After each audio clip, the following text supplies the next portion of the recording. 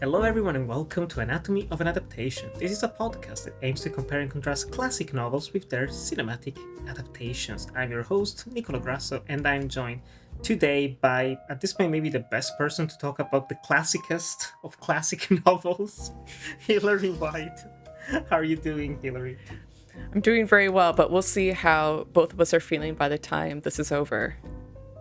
I think we're both bordering on being burnt out about the topic of today's episode because, of course, listeners, as you can see, today we're talking about Wuthering Heights by Emily Bronte, one of the most acclaimed novels of the 19th century, one of the most beloved romance stories, but is it a romance? We'll talk about that. One of the most adapted books of all time, but has it been adapted faithfully?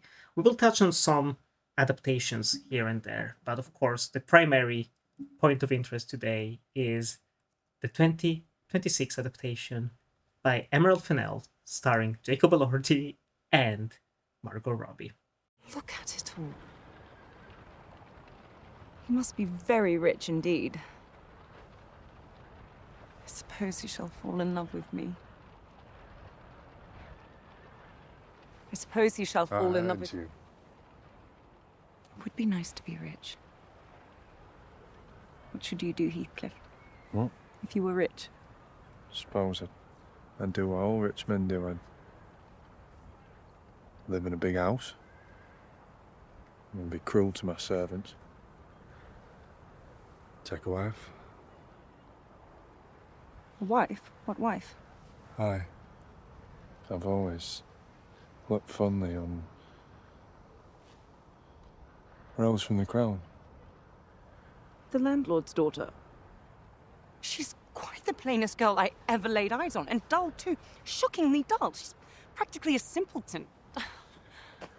I cannot sit here all day talking nonsense with you. After all, the Lintons may call on me at any moment. I'm very curious, Hilary, what is your history with Wuthering Heights? I might imagine as a novel primarily. It's longer than for me because for me it actually kind of started because of this podcast.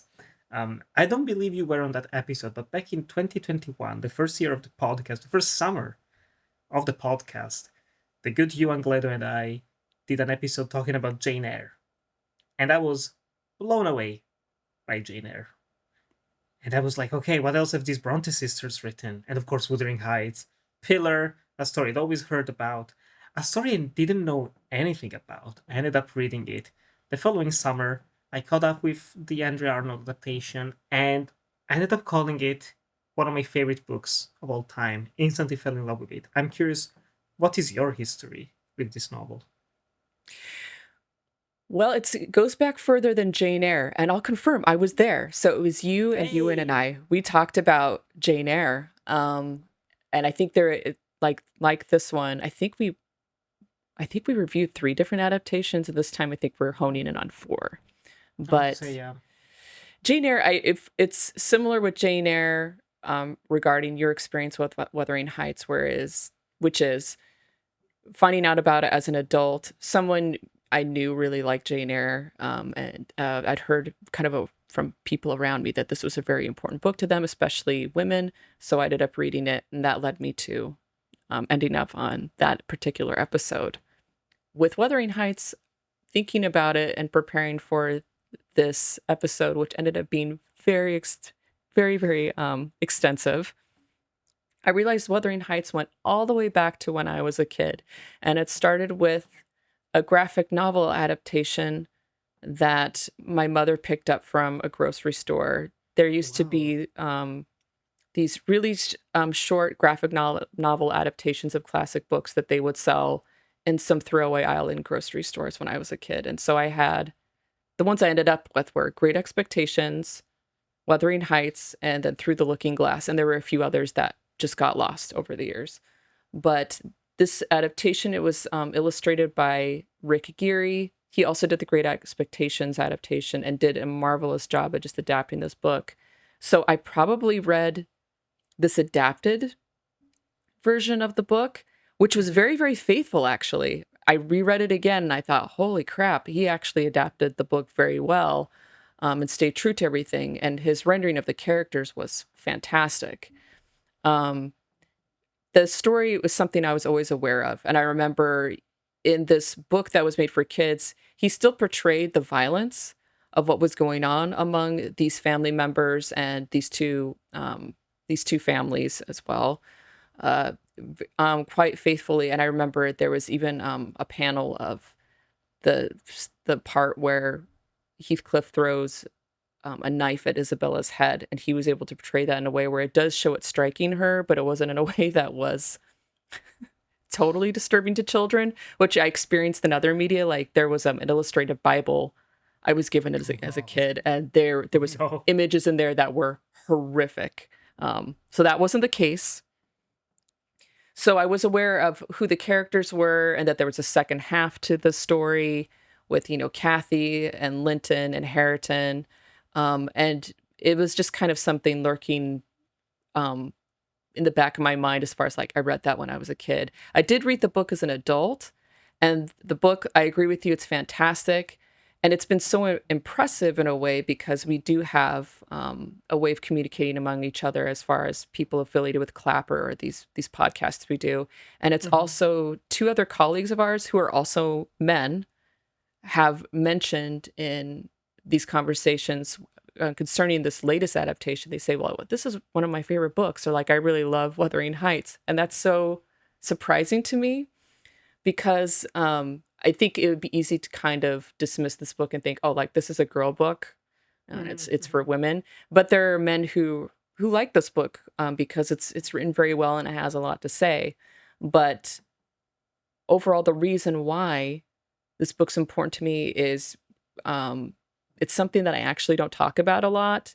I do have a handbound copy here that my cousin made for me, and she approached me with it for Christmas. She said, I made this for you as a gift, but I was really nervous about it because she said, I'm not sure if it's one of your favorite books. And I said, it is, but I don't talk about it because when you start talking about it, especially as a woman, people assume, oh, it's because it's a romance. And for me, this is a book about abuse. The whole book is about abuse and about how those cycles play out through generations and make things worse, or eventually it does end with somebody, just like in real life, who kind of decides this is not working for me and this is not going to happen anymore, and they have the strength to change things. And that second half of the book is what makes it important to me more than the first half, which is kind of the opposite of what most people fixate on. So that's my relationship with the book. But what is your perspective coming to this later in life? I honestly have no clue. Both Jane Eyre and Wuthering Heights, for some reason, I don't know, because maybe growing up in Italy, they're not as talked about as other novels, I guess. When you're growing up, when you're going to school, you don't read passages from the Bronte sisters. But I never really knew the stories. And I hadn't seen any of the adaptations before reading the books, which I think is probably the best thing that could have happened to me. Honestly, just going in fresh. And I remember, especially Wuthering Heights, like, okay, just know there's a Heathcliff and there's a Catherine. Moors, I guess, like Gothic, maybe, I don't know. And you're reading the opening chapter, and it's so striking. The imagery that she brings to life. You have like Lockwood walking in the moor, it's raining, he's seeking asylum. Oh, I have to stay here for the night. And just everything about the atmosphere, it's so richly textured and detailed. It's so dirty and grimy. I don't want to talk about why other men might like Wuthering Heights or what the Bronte sisters wrote. But for me, I definitely find this more interesting than something that like Jane Austen may have written. And I do like Jane Austen, and I've read Jane Austen, I was throwing shade at her. But there is something about this that feels so far removed from like classical romance that's more set in a higher class, higher society, you know. It's very gritty, it's very dirty, it's a very mean book. You talked about the violence present in it, the abuse. A lot of it is psychological violence. There's I've always been a big fan of flawed characters, and here you can barely save anyone in the main core group of people. Everyone makes terrible mistakes. Everyone reacts in the worst way possible during certain situations. Um, but again, I can feel that Emily Bronte felt for all of these characters. She was not coming to them, at them, from a position of like, a high horse or an ivory tower. She's like, I'm better than all of you. She was one of them in a way. Like I read up a little bit of her story, and all of the trauma she experienced herself, and essentially being an outcast and a recluse. You start understanding how a story like this can take life of its own and become almost a comfort for her to face some of those fears, some of those issues she might have been experiencing. But just also, honestly, it's just a very engaging book. I was not prepared for the two halves. I was barely like, okay, I know something happens in the story, someone dies. And when you get to the halfway point where you have Heathcliff and marrying Isabella, and then Catherine dies and she's leaving the children, I was like, oh, there's still 100+ pages left. Like, oh, we're like, like, where is the Yes. story gonna go? And I completely agree with you. I don't know if I would even say that I prefer the second half. It's just that for me, you always need the second half. We'll get into it with the films, but for me, Wuthering Heights is the whole. The first half cannot always work as its own piece, and the second half cannot work on its own. I was also having conversations with some who were saying like, "Oh, if the book was only the second half, it would be so much better." It's like, no, because you still need the build up, the history, everything that has led to this moment for Heathcliff and the Lintons. Um, Without it, I don't think the story would work. I don't think it would be the classic that it is now. And that's what made me love it. And I completely agree with you. It was the hope found at the end that really touched me. Finding hope in the next generations, people who are brave enough to believe in what's true and what's right, and actually breaking those cycles of violence, breaking those cycles of abuse, recognizing the pain that the other people have suffered and the trauma that came before them, but trying to shape a better future. I found it to be really touching. Even rereading it now, you get to those final passages, and Heathcliff passes away, having lived so much pain and anger and regret in his heart. And I felt bad for him. I know he can be considered a villain. He has villainous characteristics, but I do find him flawed. I do find everyone flawed here in a way that's so disarmingly human.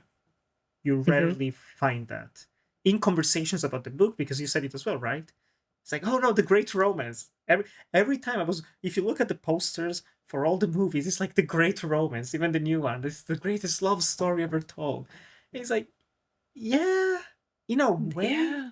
but Maybe. not how most people would mean it, right? Yeah, I really push. Yeah, maybe I should take back what I just said. I should probably push back on that a lot more because, well, Emily Bronte is Please do. gone, and we sometimes I don't have a relationship with Emily Bronte or Charlotte, and it is interesting because I'm doing this project. I had to kind of sit around and think, man, these women actually have had quite an influence on my life. Not in a as far as like I am a fan or I read everything that they've ever done, but just Mhm. kind of like slowly seeping in over the years, or even looking at things that I've made on my own, and for the most part kept to myself, looking at that and realizing, oh my God, there's actually a lot of influence from the Brontes. And I do want to highlight Anne. Anne gets left out of a lot of conversations. Her two novels are definitely worth reading, and I I want love to them read them. because, yes, they're Agnes Grey and The Tenant of Windfell Hall. Those are excellent books in their own right because Anne was the only sibling that we have writing from that had a healthy view of how relationships should work. Um, and she was very clear-eyed about it. She seemed to have more almost kind of like a social justice bent. I mean, Agnes Grey is all about the indignities of being a governess, and when that book came out, people started reevaluating, like, hey, I maybe I should treat my governess and my servants better, just because Hmm. they were put into that first person experience of what that work was like. Not to get off the topic, but No, no. with these specific books from these three women, and all of them are important, and I wanted to make sure to bring up Anne because she's just really Always paid left attention out. to. She's always left out, and I do recommend people look up this comic. It's called Dude Watching with the Brontes. It's a comic strip by Kate Beaton, and it shows the three of them looking at men and like it's about who they're attracted to, and Anne is the only one who is sane. I love it so much, and I think the last line in that is something like shut up, Anne. No wonder no one reads your books. Um, Something like Ouch. that, which is great. Um, but what you just said really struck me, and it comes to show that you and I are definitely on the same wavelength here, which is what is fascinating about Wuthering Heights in particular, as violent and dark and controversial, and I think misinterpreted as it is, as far as being a dark gothic romance. I think both of us don't see it that way.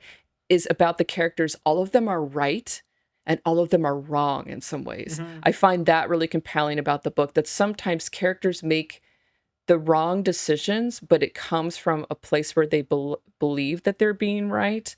Yeah. And all of them do good things and bad things. They're all incredibly flawed, and sometimes pushed to the limit. If we were going to talk about Edgar, for example, Edgar seems to be overall like a pretty reasonable guy, for especially the second half of the novel. He puts up with a lot.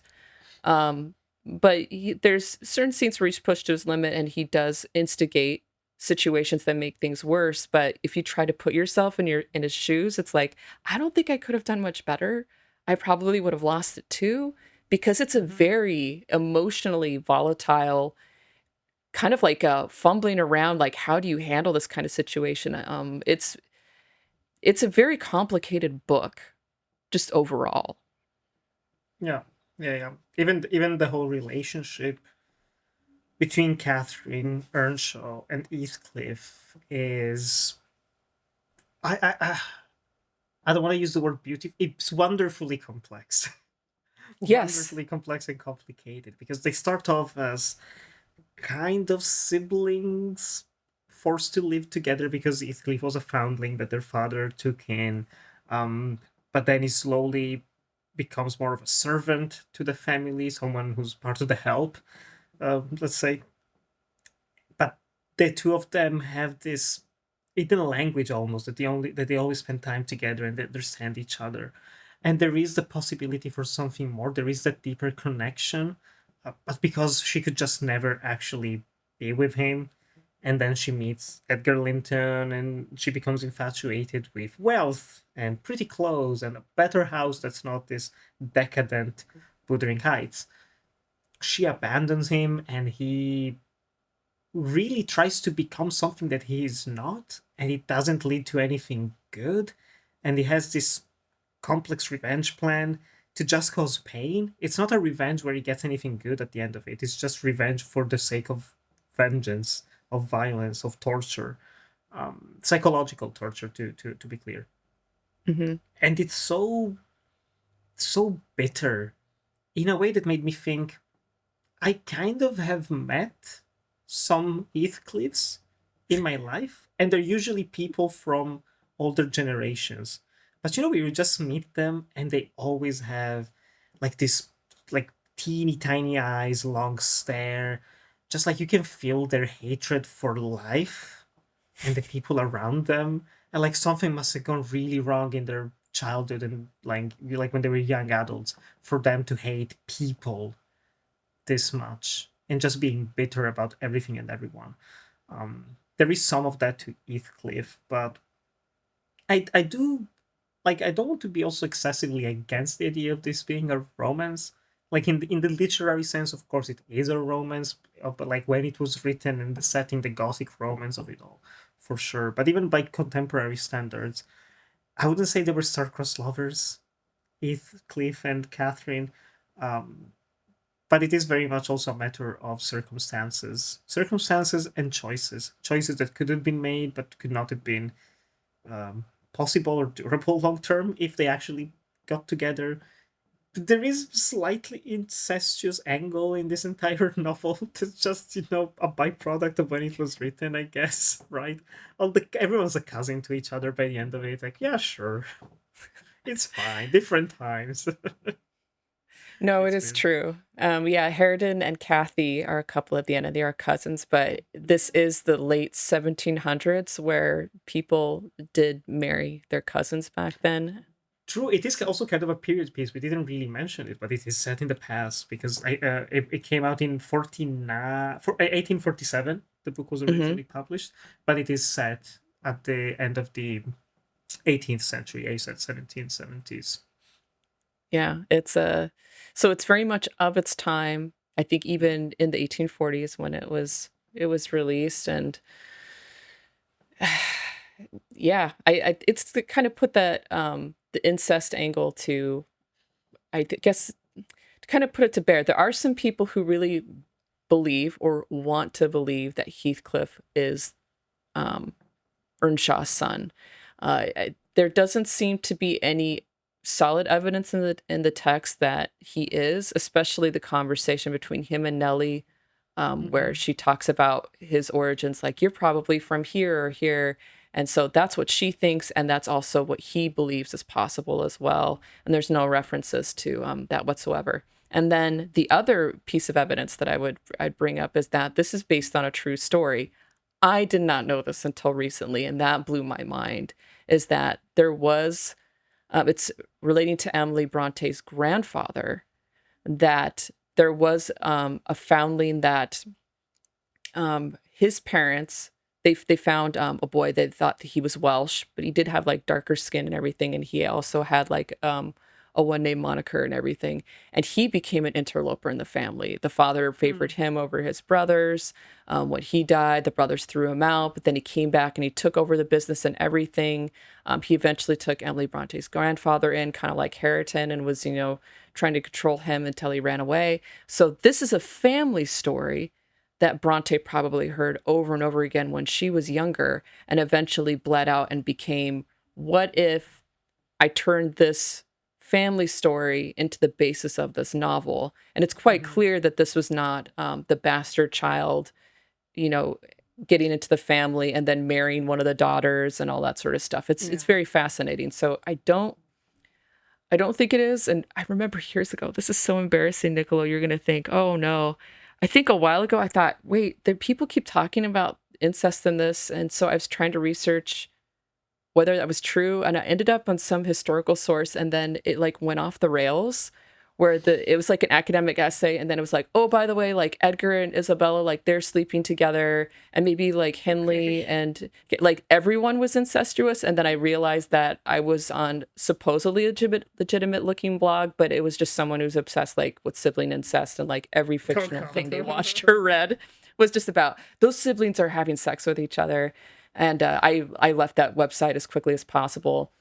They didn't And start it's with that it's though. They eased you in with like proper research yeah, before but you it's all like, going. okay, maybe Catherine and Heathcliff, maybe they were half siblings or something. And then they started talking about everybody having sex, and that was weird. And Sure. the same thing happened to me with me trying to understand people who do believe that this is all about BDSM and sadomasochism. And so I found two essays about that, and it was the same thing. It got really weird, Niccolo. Oh, you would not believe, where it's like, so yeah, Catherine and Heathcliff are in a psychological BDSM relationship. But then Lockwood and Nellie are also in a BDSM relationship because she's telling the story, and you're in a BDSM relationship with Bronte because she's telling you the story. And it's just like suddenly everyone is in a BDSM relationship. And I thought, this is getting weird. And then it got down to like the minutia, like the use of the term ejaculate, which was kind of Mm. used as a term for like exclaiming or crying out. There's like, yeah, Yep. Nellie's constantly ejaculating in the book when she's talking to Lockwood and other characters. And I thought, okay, this person doesn't know what they're talking about. And I'm going to stop reading, and I'm just going to walk away and leave right now. So I it's, like the idea of someone reaching those passages and taking it with the contemporary sense of ejaculate. yes, I'd be like, yeah. okay, Because it's yeah, not it only in fits this the book, context. it's in a Yeah. lot of books. That's just the word that was used back in the day, and it just meant a way of people speaking. It's kind of the same way like edging has kind of become Hmm. a new term in the lexicon. If you don't know what it means, I don't think I'm not going to explain it to you, but for me, it People was can really find it funny. online. I know You what can it find it is. People online, can or you find it already know what it online. is. But it used to mean something else. Like I remember edging used to be a task I'd have to do when I worked as a housekeeper, which is basically you vacuum the edges of a room with a hose. So it's just so weird. Like just to think back, it's like, yeah, well, yeah, I'm gonna have to like edge this entire place, and now it just like no one would say that anymore because it means something else. But that's what I think ejaculate was back then. It just it had a different meaning. I But I mean, guess I don't want to take this too far away, but also like to put some Italian into it. It kind of oh, made me think about exactly. it now. There's the term that we use to like swipe the floor with a broom, which is Hmm. scopare. It's the same term that's used for screwing, Oh my like god. having sex. So it's just like, So which one yeah, are you sure. doing? That's language evolves and takes different shapes and forms in ways we don't really control, I think, as individuals. Absolutely. But I guess the point I'm trying to make, and we're going to encounter this again and again, is that people see what they want to see. And I think, Oh especially with yes. really heightened stuff, when it has to do with sex in particular, which we'll eventually get to with this last adaptation, people Hmm. see what they want to, and they'll take it as far as they can to make the story about their thing, you know? Hmm. Whereas the book is just it's you try to dig around and get some context like about Bronte's grandfather, Emily Bronte's own life, the time period. Uh, just all of that to me is really fascinating. But it is interesting when people start looking at it through a very particular lens, and you start realizing this is just your sex thing, and that's okay. But that's probably not what it is. That's not what the book is. Looking a bit too much into it, for sure, A little for bit. sure. But I also find it as probably the best compliment for Emily Bronte that her book has been interpreted in so many different facets over the centuries at this point. I was wondering because we're gonna very slowly, very soon get into various adaptations of this book, which there are dozens. I was aware of, I want to say, four of them before I looked into this, and oh my god, like there's so many. There's so many. There's also in so many different languages. There's a Japanese version. There's an Indian version. There's from the 30s, the 40s. Every decade has at least two Wuthering Heights adaptations. It seems. Why do you think it is so enduring as a story to just adapt? Because we were even briefly talking beforehand of like some classic novels of Mike, but why are some novels just classics and that's it? Like they exist. Maybe there's a couple of adaptations, major ones, but that's it. But then something like Wuthering Heights gets remade and readapted and reinterpreted over and over and over for each new generation, it seems like. That's a very good question, and it's kind of complicated. I did pull up, I think the longest list there's on Letterboxd of all the adaptations, and it looks like there are at least 43. And Okay. like you said, they're from all over the world, like Mexico, Venezuela, the Philippines, Public like domain, that's always yeah. nice. That's So one of it's the public reasons, domain. probably. That's probably one of the pieces. My answer would be two, is that there's two reasons. One is Mm, that it's there's the emotional reason and then there's the financial reason. The financial reason is that this is something that's familiar and they know it's going to make money because of the familiarity. People know what to expect and that's why they want to go in and they want to see this again. So that's the financial part. The more interesting part for me is the emotional part. I can't account for all of that because obviously there's so many different ways of looking at the story. I mean, I just went into a niche there, just like with as far as like how certain people have particular points of view about what's going on emotionally or sexually in this book. Um, I think for me, what does count in the book as far as something that's healthy is that a lot of people feel lonely and they do like the idea of soulmates. And this mhm. does follow a story about people bonding together as children and being very deeply connected to each other. And I think a lot of people want that. They want to have that. I think that that might be part of the draw that brings people in is wouldn't it be great to be so connected with someone where you do feel like you are the same person um, and that you kind of move and think it in unison? that completeness that actually isn't very healthy. It's something I think a lot of therapists, especially like relationship therapists, would tell you that's not good.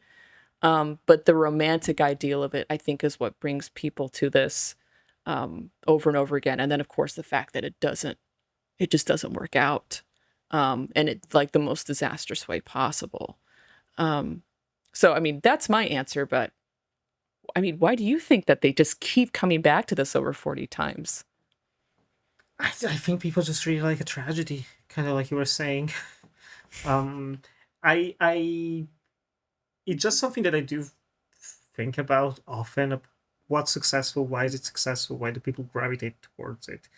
And in some cases, it's the most crowd pleasing story possible. It's like, okay, people are feeling down, they want to feel up. They want something that lifts their souls and make them soar as they leave the cinema. But other times you have very depressing downers, tragic stories, which is kind of funny because we'll get into it, of course. Barely anyone actually cares about the second half of Wuthering Heights, the novel. No one cares about leaving people on the high note of like, but the children can break free and get together and actually be happy without repeating the sins of their parents. It's like, no, no, we're always gonna end with Catherine dying and Heathcliff being very sad and upset and angry and hating everyone, and that's it. Which, fair enough. I do almost see it, the appeal of it, I can imagine, is almost a cautionary tale type situation. Like, hey, that's not good. Don't be a Heathcliff. Don't be like him. You can be better than him. Girls, you can do better than him. But then it's often twisted into a more romantic angle that's very dangerous, perpetuating the idea that abuse and someone treating you poorly is actually love. Someone that cares for you is boring. We should do an episode on like Lady Chatterley's Lover or some of those more classic novels, which are kind of similar in some ways, of how people perceive Wuthering Heights. But not to digress. I think that's probably one of the main reasons. And also, I completely agree with you, like familiarity, for sure. Even though, again, it's weird for me because I barely heard of this book growing up, and I don't really even know why. Because I was into literature and whatnot, but the Brontes never touched me. Like, I never saw them. I'm pretty sure they were not in my. We used to have these books with passages from various novels every year that we would read in class, and I don't think they were in those collections either, anthologies we will call them. So we read Lovecraft, which Yes. is bizarre. I don't know Well, how we ended up in those books, which I already knew as well. Like I was the only one in my class, even already at like 14. I was like, oh, Lovecraft! I know I've read some Lovecraft. Probably too young to read him, but the Brontes were not there. yeah, you're bringing up something that I think we have more in common than you think, which Ah, because you're bringing up the fact, yeah, this wasn't taught in school in Italy, which makes sense because you're concentrating on a lot of different things. And I think to a certain extent, it is a lottery. It depends on what teacher you have, what curriculum they decide on. And most of the time, this is not a complaint, it's just the reality. Most of the time, they do tend to focus more on male authors. Um, the fact that I read a little bit of Jane Austen in high school, um, she was an outlier, and I think it was mainly mhm. because the popularity of Pride and Prejudice that flourished in the 90s and maybe put her in the curriculum because I don't think it was being read very much in high schools before then. But yeah, the We Brontes definitely weren't a read part of Orwell. anything. Definitely Yeah, read we George were the Orwell Orwell. and Kafka Yeah, sometimes. there was a joke like depending on what English class you were in, you read oh wait, no, it wasn't Orwell. No, actually it was. It's like if you were in this class with this teacher, you read Animal Farm. That's Orwell, right? I'm Yeah. not misremembering. And then if you were in the other one, you got 1984, or you were in the other class and then you read Brave New World. So all of us, these are people I went to school with. We came out of the same high school and we'd all read different books that had kind of the same themes. But there was no Bronte or anything. I think that's something that comes up in college, or it's something, I think, especially with female readers, it's something that you're expected to read because you want to break your own heart. You want to, swoon and think about how this is so romantic. And there's some people I've encountered along the way that really did misinterpret this book, and they wanted Heathcliff, and they idealized Heathcliff, and they wanted to be in a relationship like that, and they found him. They found their Heathcliff, and it was terrible, you know? Ouch. Hmm. Yeah. But it's interesting having read an adaptation of this book when I was 6. It's portrayed in such a way where it's like, I know this is wrong. Like I did not think about this as, oh, I really wish I was Catherine, or I want to be held uh, and possessed in this weird way. It really didn't appeal to me in that way, but it was a really captivating story. And I think, to go back to what you were saying, what's part of what's captivating about this book is that it is gossip, and it's framed as gossip as someone who's recovering from an illness being told something like, you won't believe what happened to the neighbors around here. Let Yeah. me tell you everything. And it goes back years. There is something a little bit, it's very human in us to want to know people's personal lives, obviously. And the way that this book goes about telling it, and then how much detail it goes into telling you, where you're getting other viewpoints like Heathcliff's or Isabella's, things like Hmm. that. There is a sense of, I shouldn't know this. And it is private information. So I think that might be a part of the book as well. But honestly, the way it was portrayed to me the first time was, this is just the story, Nellie just telling the story, and seeing the images and all the lines and the plot points and things that Bronte came up with, and just being captivated in a way, but it's all wrong. It's all stuff Yes. I did not want. Absolutely. Totally. And I will say, because I forgot to talk about her, mention her, but Nellie, Hmm. underrated MVP of this book. Because you're not so much Yes. just reading Wuthering Heights, here's what happened. You are with Lockwood, who's receiving, like, listening to the story of Nellie. So everything is filtered through the perspective of this.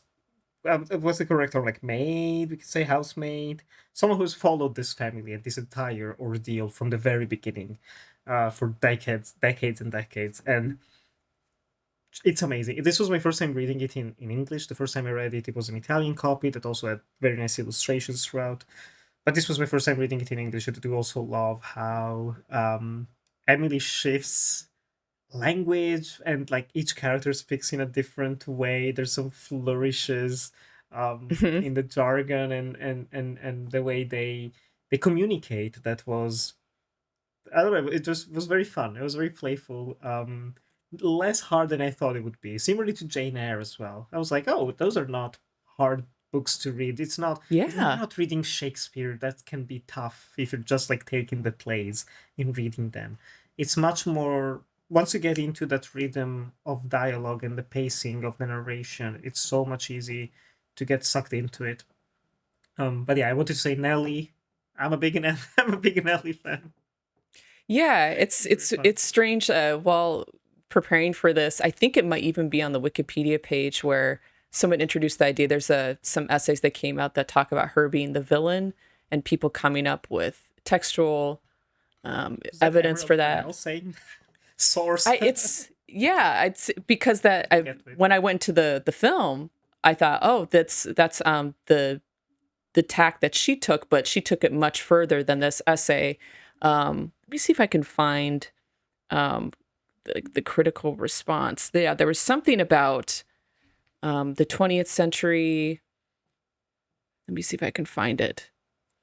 Um, yeah, there was something. I think it is on the book's Wikipedia page where there's a mention of an essay. I don't know who wrote it or exactly when it came out, so I'm not going to pretend I'm completely aware or remember at this point because it's been a few weeks. But there was some essay arguing that she is the villain of the piece and suggesting that she's lying about certain information and that this was all her plot. So like she would have control of the two houses, which I think is Sure. very out there. It kind of that essay, I haven't read it, but I kind of put it in the same place as these other academic, or I'm saying academic quotes around it because those are more like fetishistic, Hmm. kind of putting it there where it's, people see what they want to see. It's very clear in the book. Nellie is plainly telling Lockwood instances where she does things incorrectly. She makes things worse. She makes mistakes. She doesn't really hide some of the huge oversights she had in certain situations that led to tragedy. So I kind of think she is a narrator. I don't think she's an instigator or someone or an interloper who's trying to affect any of the relationships. And she does put up with quite a bit on her own. Um, Yeah. so yeah, we'll eventually get to the 2026 version, and I'll see if I can. Yeah, that Nelly essay. Maybe I'll find a link to that later or something like that. But Yeah. I personally, I don't believe that. I think what you read in the book is what you get. There's no conspiracy theory or anything. It's I it's digging for stuff that's not there. 100%. I do think that the problem is not a problem. It's just a byproduct of this being a classic novel. It's like, well, okay, people have been reading this for 200 plus years. Hmm. What can I add? Like, there's papers and theses and and books written about it and whatever. There's so much that's been said. What can I add? And so people start I found pulling it. into nonsense. Yes, you're right. This essay is from 1958. It's called "The Oh Villain in wow. Wuthering Heights." It's written by a man named James Halfie, and there is a link directly from, oh my God, from Wikipedia, a PDF of this essay. You can read it. Is Um, it a long essay? Like how it's many it could be the pages? link is broken because I opened another tab and that wheel is just spinning and not going anywhere. I'll have to look it up. I 500 wouldn't be pages. surprised, like you say, it's a thesis or an academic assignment and then ended up online and now it's on the Wikipedia page. Why Um, not? Sure. sure, yeah, just add that on there. Or maybe it would be very interesting to go into the talk and see when this was added. Okay, it looks like it was added in 2012 or 2010. Yeah, if this was added this year, I'd be like, someone's going in there trying to defend what Emerald Fennel did. So that would be Oh fascinating, but God. that's not the case. Thank But goodness. yeah, I don't think she's the villain. I think she's the person who's telling you the story. You No, know, and that's it. she's a colorful narrator as well. It's not Hmm. just omniscient God's eye perspective, God's view perspective of the narrative. Um, Before we jump into the adaptations, I wanted to quickly touch also on just our favorite quotes, our favorite passage or passages um, from the book, because I think I always like doing this because I like just reading parts of the book and lines and hearing some of the dialogue or whatever. And Wuthering Heights, I can start for once if it's okay with you. No, go for it. There's so many lines, and I had written down one that really touched me this time. It comes towards the end of the book when Heathcliff is just losing his mind.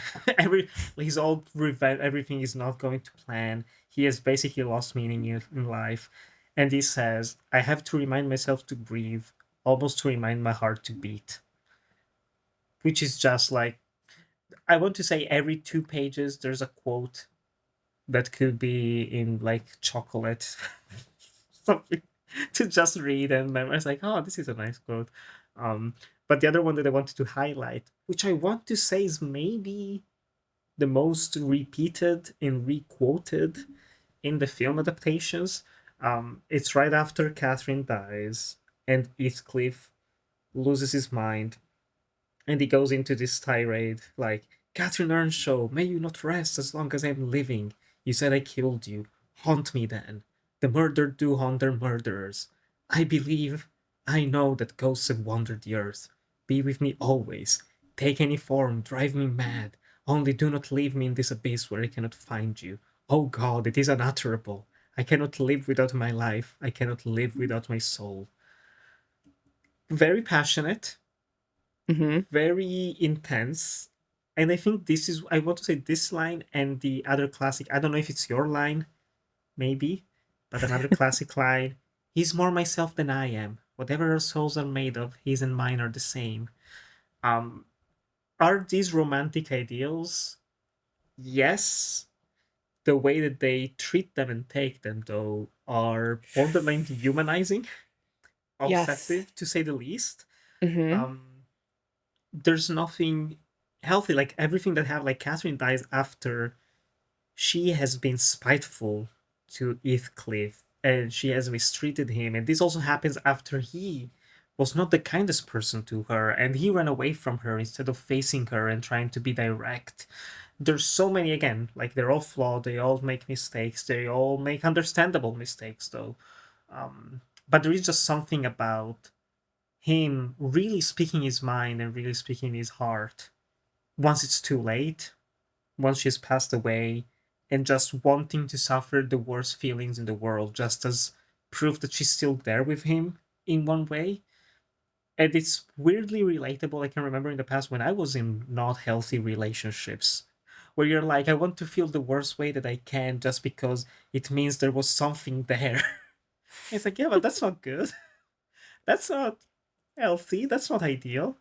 Like, if you're with someone and you feel safe and you feel comforted and comfortable, that's a good sign.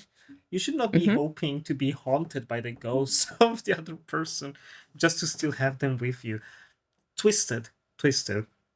I'm curious if you have some thoughts on this, and then some your favorite passages, quotes, lines, whatever from the No, book. absolutely. I'm glad that this is becoming a part of the discussion because I think lines like this is part of this book's enduring appeal to people. And the It's and adaptations, wow, people reuse it or yes, how misuse it, people are recontextualizing some of those recontextualize it. lines. But Yes. it goes back to what we were talking about before, which is we know the context of the book, like you're saying, this is dehumanizing. It's an abusive relationship. There's Mhm. psychological warfare going on between some of these characters. But there are lines like that. There's ways that Bronte articulates things where I think it really does cut people, no matter who you are, male or female, way, way deep down in a core part of you where you wish someone felt that way about you.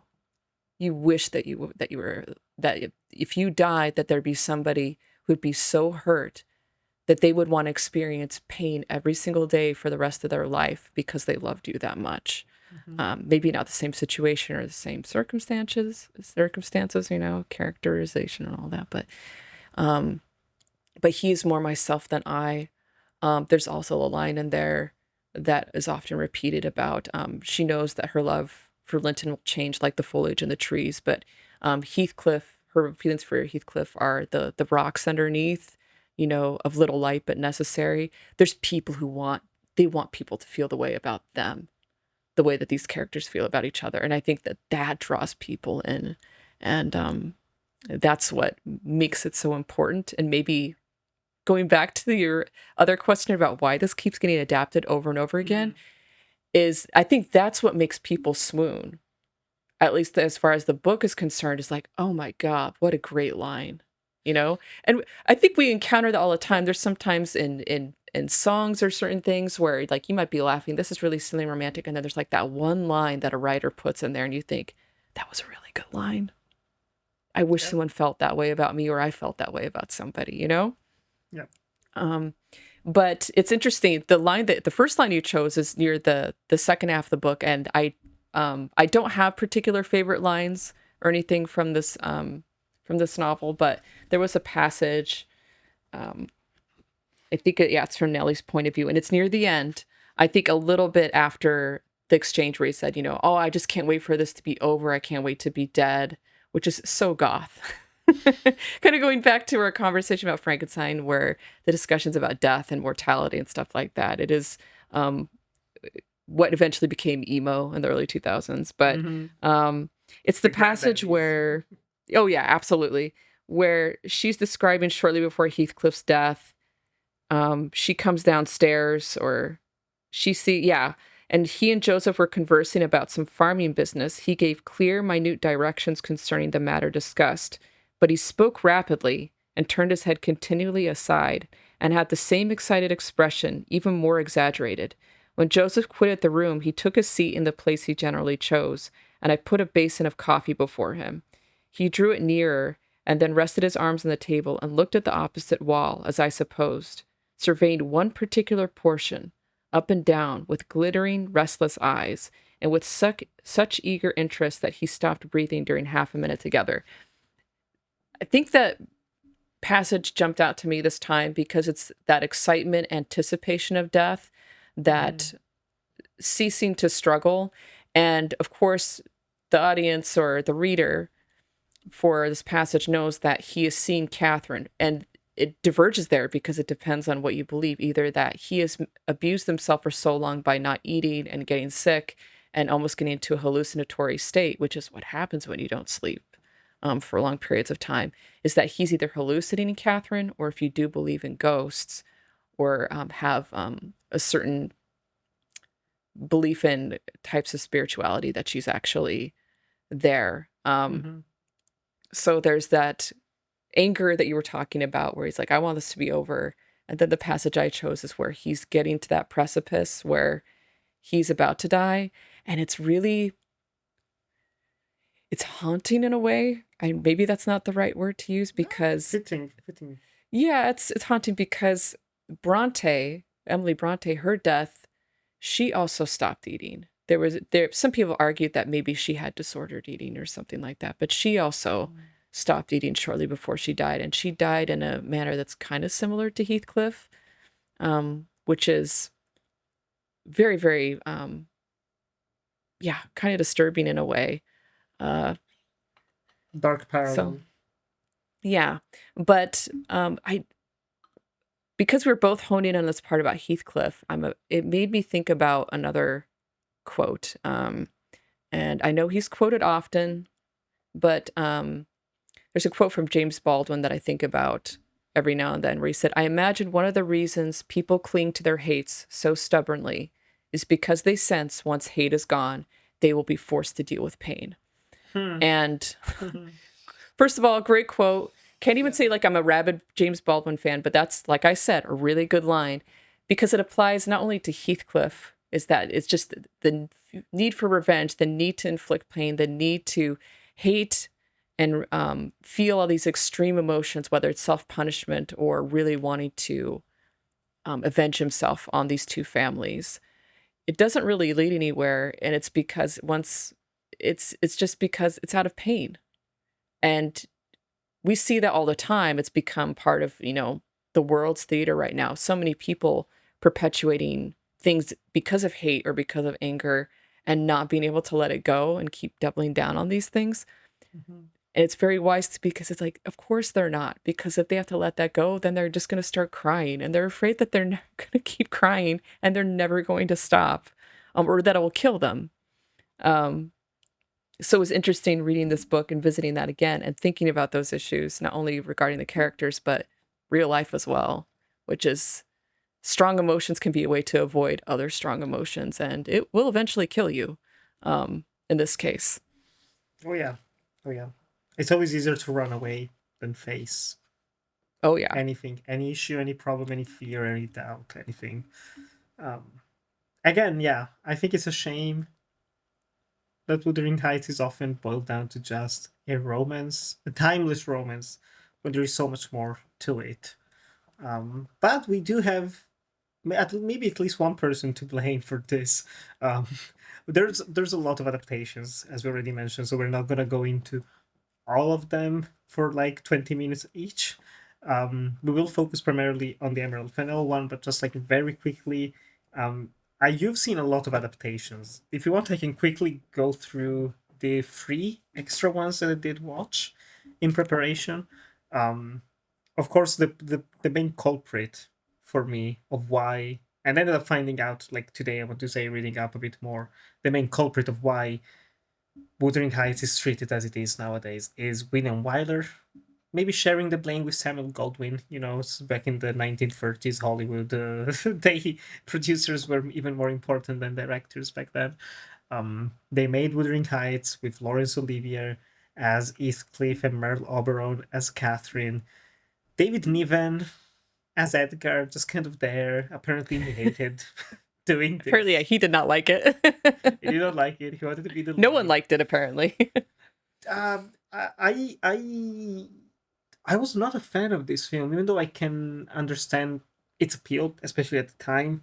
But they changed it to be set in the middle of the 19th century, and already it has this shift. It's closer to the date of when the book was actually published, but it feels too close to just a classical whole Hollywood period romance in a way that I don't really like.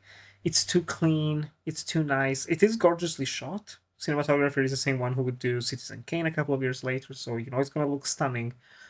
Laurence Olivier, I think is he like the actor who has played the most big characters from literature? I think he's in like every time I just joke about like, oh, there's probably like a Moby Dick with Laurence Olivier, and then it turns out I'm right. I don't know. He's done everything. He's done everything. Um, I thought he was fine in this one. He has presence. He has charisma. Merle Oberon is just very pretty, very classical Hollywood beauty.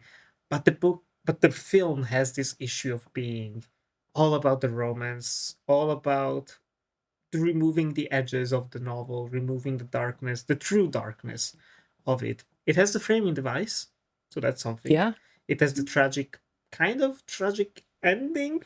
I mean, everyone, Yeah. like Heathcliff and Catherine die, but they're united in the afterlife, running together in the moors. hmm I don't know. How did you feel about this one? Personally, I'm okay with this adaptation. I think as far as historical context, especially the writers who are involved in it, I have been listening to a lot of radio from that time where Mm. you were given a novel, tons of stories, plays, novels, all that sort of stuff. And these writers were given the specific task. This needs to fit in half an hour, or you need to take this and chop it down to an hour. So it's either half an hour or an hour. And so I think as far as adapting it and making the novel work for a feature film, I understand why they did what they did, but I totally agree with you is that it set this precedent of, oh, now people think this is what the book is. So unintentionally, which is kind of in spirit with the book, we were talking about Nellie, unintentionally they started a problem that snowballed into all these other issues that show up in other adaptations because people did not read the book. It became more and more apparent to me the more I watched stuff that people did not read the book. They would just watch other adaptations, maybe one at the most. Um, but like the invention of the castle, the place that they run off to and pretend that they have this life together and that she's a queen on the book. Nellie is elderly, not elderly in the book. It is, yeah, like you set 50 years into the future. My notes here are like, this is softened, it's sanitized, it's safe, Yeah, it's sanitized is a great bridged. word. It's and it really changed the story in the public consciousness, especially that last shot, which they had to go back in and shoot with doubles because the actors were gone to show the ghosts wandering the moors, which is in the book. There is a report of a boy seeing something on the moors, Mhm. but you could interpret it two ways, like the passage I read, where it's either something supernatural is going on, and that's kind of exciting, or it's just this boy is aware of this story and is internalizing this and is having a hard time with it and saw something. Um, but there's even things that are left over from the book that end up in this version that are troubling, like the in a lot of the confrontations I saw with Isabella, there is a line that seems to have survived from this 1939 version where um, Catherine tells Isabella, like, he's a mean, dark, he's the thing, like, he's not human. And there's no evidence of that anywhere else in the adaptation. Heathcliff is just a tortured, misunderstood, put upon guy who's abused by Henley and loves Catherine, but he can't be with her. He's a tragic hero. So they've shifted him away from the book character and tried to make him into something else, which works, but it's not the book. Mhm. And Mhm. that's where the problems start, and then they just keep going from there. And then the ending, yeah, it's very abrupt. Instead of the second half of the book, it's very much, oh, because Lockwood saw Cathy through the window, Heathcliff wandered out into the snow on the moors and he died, he froze to death, which is, yeah, that's a very romantic ending to that story, and it makes some sort of logical sense. Yeah, But that's yeah, another story, you know? yeah, yeah. What's the point of Wuthering Heights then? In this case, it's hmm not Wuthering Heights, and I think like we can apply it to some of the other adaptations as well. Like, I'm not against, and we had this conversation even when talking about Frankenstein. There's many parallels between Yes, Wuthering there Heights and are. Frankenstein as a whole, um, but I'm not against. I mean, adaptations are adaptations. They're not translations. They don't have to be one to one. I'm also in favor of, especially for something as iconic and even legendary, let's say, as Wuthering Heights as a book, I'm fine with people gravitating towards certain elements of the source material and wanting to make something different out of it. um, but I do also think at some point, if you completely deviate from the themes or the core of the novel, and by core I don't mean like here's all the plot points and the plot and the beats that they have to hit. It's like no, they can still hit the beat and not get the story or get the core of the novel. Which is why I was in favor of Del Toro's Frankenstein. I think he got the core of the novel despite the changes. But listeners can go back to a legendary 3-hour conversation together with you and Carson. They can listen to that. But for this one, I think they overly romanticize the whole situation to the point that it becomes problematic. And as you mentioned as well, yes, it would influence future adaptations, but it was also okay. Like, I didn't mind watching it. It's 1 hour and 40 minutes. It's not too long. Hmm. Good cast. They deliver. It looks very nice. Classical score of the time. It's like not super memorable, but it fits. Again, it's a Samuel Goldwyn production. It's what it says on the tin. Yeah, it's if you want the 1939 version of this book, I think especially considering what they could show as well, as far as what would be acceptable on screen at the time, you have to keep that in mind. Yeah. You can't have Yeah. a scene in there where Catherine like at one point she assaults Harriton, like a small child, and then she attacks Nellie and she beats Edgar.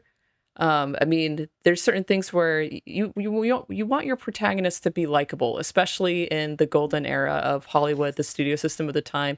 You With can't big stars and with big everything. stars, you can't put certain scenes in there. So I think the adaptation makes total sense for 1939. Like this is what we got. It's not the book per se, but yeah, it really started the train going off the rails quite early. There's one thing I wanted to highlight here, and it's very interesting because Isabella is such a thankless character to play in a way, and Edgar, depending on what adaptation you're watching, it's the same. Yeah. But all these different interpretations of Isabella, with this adaptation in particular, I really liked her speech where she says to Catherine, this line. I don't think it's in the book. I'm sure, like, if you disagree, you'll prove me wrong, or people who are listening to this, they'll probably comment and say I'm wrong. But Isabella gets right in Catherine's face and says, "You want him to pine for you and dream of you, die for you while you live in comfort and security as Mrs. Linton. You don't want him to be happy. You want him to make him suffer. I want to make him happy." In that adaptation, I thought that's like such astute psychoanalysis coming from this character. And it does show up in other adaptations as well, but with different lines. Where I just thought, like, oh, finally someone in this movie is telling the truth, because that in that version, that's what Catherine is doing. And that's what's happening in the newest one as well, although there isn't a line about that. So yeah, it's just interesting, like what will pop up and hit you, and it's usually a character you don't expect, like Isabella. Also, another character I do like in the book, because she feels very innocent compared to so many others, and you feel bad for her and how horrible her life goes. She was started at such a high point, and Heathcliff and the whole situation just brought her down to just basic survival, essentially, inside the relationship. Oh well. The other adaptation. Poor Oh wow. Poor Isabella. Oh well. She's not real. She's not It's true. She's not real. But her arc is pretty incredible. Yeah. It's because she is, like, both her and Edgar start out as spoiled brats, and it's kind of hard to identify with them. And then the amount of adversity they go through, by the time it's over, you're just like, yeah, I actually like those guys. They dealt with things as well as they could, considering where they came from. So yeah, they became pawns in the fight between Heathcliff and Kathy, and yeah, especially Edgar. I think you said it before as well, but just the way he ends up treating his child and trying to be decent. Over the years, it's like, well, that's something, right? Yeah, he really tried. He did. Yeah, the way that he knew how, especially in the late 1700s. We're not talking about now. Yeah, He did it's amazing back then. He was a good father. He could have just sent multi-father. Kathy to boarding school and yeah, there's so many other things he could have done that would have made things worse. Totally. The other adaptation I watched was the 1992 one, directed Hmm. by Peter Kosminski and starring Juliette Binoche, Ralph Fiennes in his first silver screen role, and Janet McTeer, the youngest I've ever seen her. Um, I this came just like the 1949 version is a product of the Hollywood studio system. This version of Wuthering Heights is a product of no. This is the real adaptation, okay? This is not William Wyler's Wuthering Heights. This is Emily Bronte's Wuthering Heights, okay? To the point Sure. she opens and ends the film. Like, the Okay. movie starts, and I was like, okay, oh, who is this character? I was like, oh, it's Emily Bronte. She's introducing the story to us. Sure, why not? You know, um, I wish I liked this film more than I did. That's the best way I can put it. I like the cast. I don't think they were well cast. I think Juliette Binoche is just not directed in this film. Because I was thinking like, oh, she's so young in this one. Then I thought, wait, I've seen her in Unbearable Lightness of Being. She's gonna go in the Kieslowski film the year after. Like she was already an acclaimed actress. This was not her Yes. first role. She's just so poorly directed here. There's something about her Catherine performance. Catherine and Kathy, because they do the double role, which is cute. I like that, to be honest. That like she plays little Kathy in the modern day, in the like present times. Because again, for listeners, this is one of the very few adaptations that actually adapts the whole book. But by adapting the two halves together in 1 hour and 45, it's it's not even a bridge, it's just a Cliff Notes version of the book. Just like Hmm. pam pam pam, we have to hit this, and this happens, this happens, this happens. And so much of it is just basic. There's it starts off strong by telling me Yuji Sakamoto made the score, and I was like, yes, Yeah. quality. Consistently, people really like the score for this film, and that's the reason why. He knew what he was That's it. doing. Truly, that's it. Because everything else feels like a made-for-TV British film. Mm, Ray Fiennes as well. I do like him. In general, you can feel here he's not at his high. He goes very much into like Shakespeare mode, like Thespian mode, of like I'm saying the lines with so much passion and the fierce ferocity, but it's not contained. It's not again direct. Well, directed Peter Kosminski. I have not seen anything else he's made. I looked at what he has made, and it's mostly made for TV, low to mid budget British productions. Nothing stand out there. I don't know how you feel about this version outside of Ryuichi Sakamoto's score because I hope you yeah. like that. I can't even say yeah, like, oh, I love the score. I don't have the score or anything like that, but the music is great. I have other scores that he's made and other pieces that he's composed, and Yeah, of course, I'm sad that he is gone. What a great musician. yeah. This one, it was very interesting for me because in between, I watched. Uh, I'm going to speed run Go through for it. this Go really for it. Go quick. for it. So I watched the 1958. So I watched Weiler, then I watched the 1958 version with Richard Burton and Rosemary Harris, and then the 1967 version, which I do have to highlight. I think this is the best one that's out Ooh. there, and even that one has some very wild imperfections, specifically because of the budget constraints and the makeup, and the copy that we have is so poorly preserved because it's Ian McShane as Heathcliff, which to me makes sense. And believe he's Welsh. If I'm wrong, I just forgive me here. And then the actual character that Heathcliff is based on was this interloper in the Bronte family was supposedly Welsh, which I thought, okay, this all makes sense. And he's great in it. So those are both TV movie appearances. And then I watched the 1960. Okay, wait, no. Yeah, 1967 with Ian McShane. Then the 1970 version with Timothy Dalton, which, wow. Like that has a lot of parallels with Emerald Fennel's version because Oh it God. goes hand in hand with that essay I talked about, which is what if this was just all about incest, like they're totally siblings and they have sex and stuff like that. um, Sure. like out in the open. And the ending was totally rewritten, so there were problems with the 1970 Wait, how version. does And it end? then I'm curious. the end is that she dies and he goes home and Hindley shoots him immediately because he sees her ghost, and her ghost leads her to the window that he's supposed to break through in the book, and Hindley shoots him through it. So he dies right away and their ghosts are united. And it's so, oh, Niccolo, I can't imagine like in 1970 people thought like, well, maybe this will adapt the book, and they went and they were just like, this is just all about incest and stuff that doesn't make any sense. And then that's the ending. Just Amazing. definitely not one of my favorites. You're selling me on it.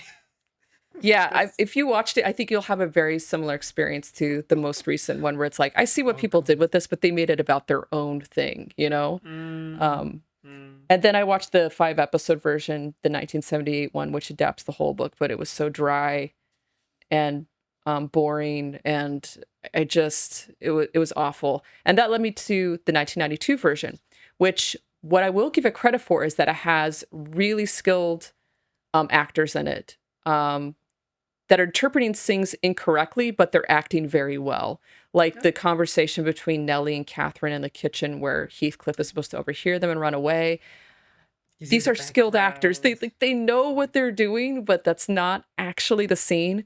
And this is going to bring me to some like the elephant in the room that maybe people who are listening to this are waiting for one of us to say something about. These are not adults. These are children. And they never cast the right age. When Heathcliff runs away from home, he is 16 and Catherine is 15 years old. When Catherine dies, she is 18. She is a high school senior. Heathcliff is maybe 19 years old. By the end of the novel, when Heathcliff dies, he is 37. These are very, very young people. And it does kind of explain why the way they're acting seems so histrionic and so big and so passionate. It's because they're teenagers. And when you're a teenager, in life. Yeah, you feel things so deeply. I didn't feel like these characters did when I was a teenager, but I did have the capacity in myself where, you have the potential to feel that, where you take things so literally, and it does mean a lot more. So all of these adaptations, kind of pooling them all together, as well as the 1939 version, although it kind of did its own thing and established it. It's like they were kids, now they were adults, and I'm fine with that if they're just going to depart from it that way. But so many of these adaptations in between, and this one in particular, is let's have the scene where they're 12 and they go to the Linton's house, and these are full-grown people acting like they're 12, and reacting to things like they're 12 and raging like they're 12, but they're being portrayed by characters in their late 20s or early 30s. And the 1992 kind of version gets there. Yeah, she tries. It doesn't fit. It's so hard to play young when your body is big, Even Margot Robbie, you can see her trying to do that in the new one, and she's somewhat selling it, but it's like, you're 35 years old. Like, it's just not visually possible. And I'm not saying that in an ageist way. It's just a teenager just looks different than a 35-year-old. So that was the issue I had with this. And Ralph Fiennes comes across as very cold, whereas Heathcliff is a very verbal character. That's another mistake that some of these adaptations make, is like, oh, we'll just make him like brooding and mysterious and kind of cold and calculated. It's like, this guy is talking all the time, and he is feeling things all the time. That's his character. Yeah. Or shuts up in the book. I will show up and I will tell you minute detail, every single thing that happened since I left the house. And then we went to this other house, and then Catherine got attacked by dogs, and everything that was said to me. That's Heathcliff, Yeah. And so it's the 1992 version. I think I wrote something very similar, where it's like, this is another reinvention that softens the edges. It subdues most of the characters, especially Catherine. Instead of Catherine being mean-spirited, it's more about her trying to cope with the situation and maybe stepping away from Heathcliff, and that is the tragedy of the story. And unfortunately, that gets photocopied over and over again into the ones that come after this. And Harriton, oh, the evolution of Harriton is amazing in some of these. With each adaptation, he's less like the book and becomes sexier and sexier and more articulate as it goes on until he's, a beefcake or something in some of these versions. It's really strange because it's what people want to see. And at the point, it's not the book anymore. So it didn't quite work. Um, Yeah. it's not Emily Bronte's Wuthering Heights. It's the same thing as kind of Bram Stoker's Dracula. It's not really Bram Stoker's Mary Shelley's Dracula. Frankenstein. Mary again. Shelley's Frankenstein? Definitely not Mary Shelley's Frankenstein. And it was a marketing tactic at the time, and it was just three different films, but all are letdowns as far as the source material. So Yeah, and what's frustrating about this one is that it actually does start strong, in my opinion. You have the arrival of Lockwood in Wuthering Heights, and it has that strong, rich, gothic atmosphere that I like. I mean, the ghostly apparition, like early computer effect of Juliette Binoche is not the best, but I was like, oh, they're trying to craft atmosphere. They're trying to mhm. set a tone, and then the rest of the movie is just like flat, like brightly lit scenes of people talking in groups. It's like, okay. Yeah, There's always something so fake in these things, which it's a little bit stagey, and very stagey. they want things to be nice. And this is not a nice book, you know. It's not a nice book. It shouldn't be nice. It's because it's not a nice book, which is why I want to talk briefly, but maybe not too briefly, about what's my favorite adaptation, which is probably the only other popular one left that people know what it is. 2011, Andrea Arnold. I really, really like what she did with this film. Listening to you talk actually now about remembering that these characters are supposed to be children, I was listening that apparently she wanted this to be set in modern times when she was starting to pitch the idea and starting to work on the film, but then that Hmm. was pushed back. But that could have been so cool actually, because again, it would fit with the teenager and the angst. And if you turn this into, like they're riding on motorcycles instead of, or bikes instead of horses, can still work in its own way. But also, I'm kind of glad it didn't go in that direction. Could have been weird, maybe too weird. Um, but I love what she did here. Um, because of, like, if listeners go back to why I love the book, she basically does why I love the book in this film. She has so much compassion for the characters, so much sympathy and understanding for them without sanitizing them. She clearly loves the gothic setting and the moors and the dirt of it all. And she creates this basically audiovisual experience of living everything from the first person of Heathcliff and seeing things through his eyes. It's hard to watch at times. It's very slow, very little dialogue, but she gets it for me. She also does the casting right, not just with the age. They're all mostly non-actors, which works because you're not thinking about Juliette Binoche or Laurence Olivier or Jacob Elordi or whatever. It's like, oh, those are just the characters. They do become the characters in a way. But also, we didn't touch too much on it because it's important, but it's not that important, to be perfectly honest, in the novel. But there is a racial element to Heathcliff. They call him a gypsy. We mentioned as well that he's dark skinned, a mixed race, maybe coming from mixed ethnicities of parents. But the films weirdly tried to tackle it the ones before, but in a clumsy way. Like in the 1941 version, the kid is just kind of dirty. They basically are just like, yeah, just wash the darkness off of him. Yes, they do that a lot in these adaptations. It's like just a muddy kid, and then it's a Ray white guy Fiennes underneath. is Ray Fiennes is very tanned, weirdly Yes. tanned. It's just The only one who pulls it off is Ian McShane, I swear. I mean, it is in black and white. I don't know if they applied I've seen any pictures. darkening, but I was just looking at him. pictures. I can see that. Yeah. Yeah, there are some in color because the color version of the film is lost, and he isn't wearing anything. But just because of his features, I mean, if people are familiar with him, most people know him from Deadwood or the John The Wick chin, movies. the chin. Just like that, yeah. There's just like that dark, thick hair, and then seeing him very young, I looked at him and I thought, yeah, this is the guy at the time.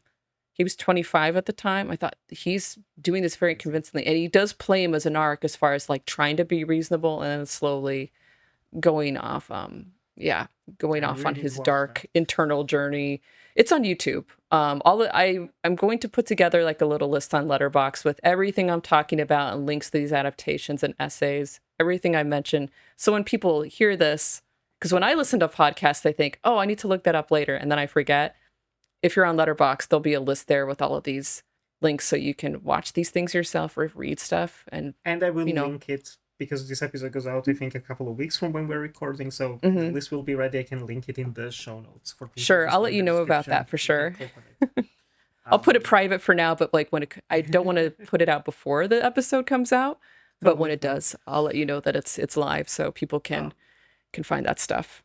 but yeah, no, just like shout out to James Austin and Solomon Glaive playing young Heathcliff and older Heathcliff.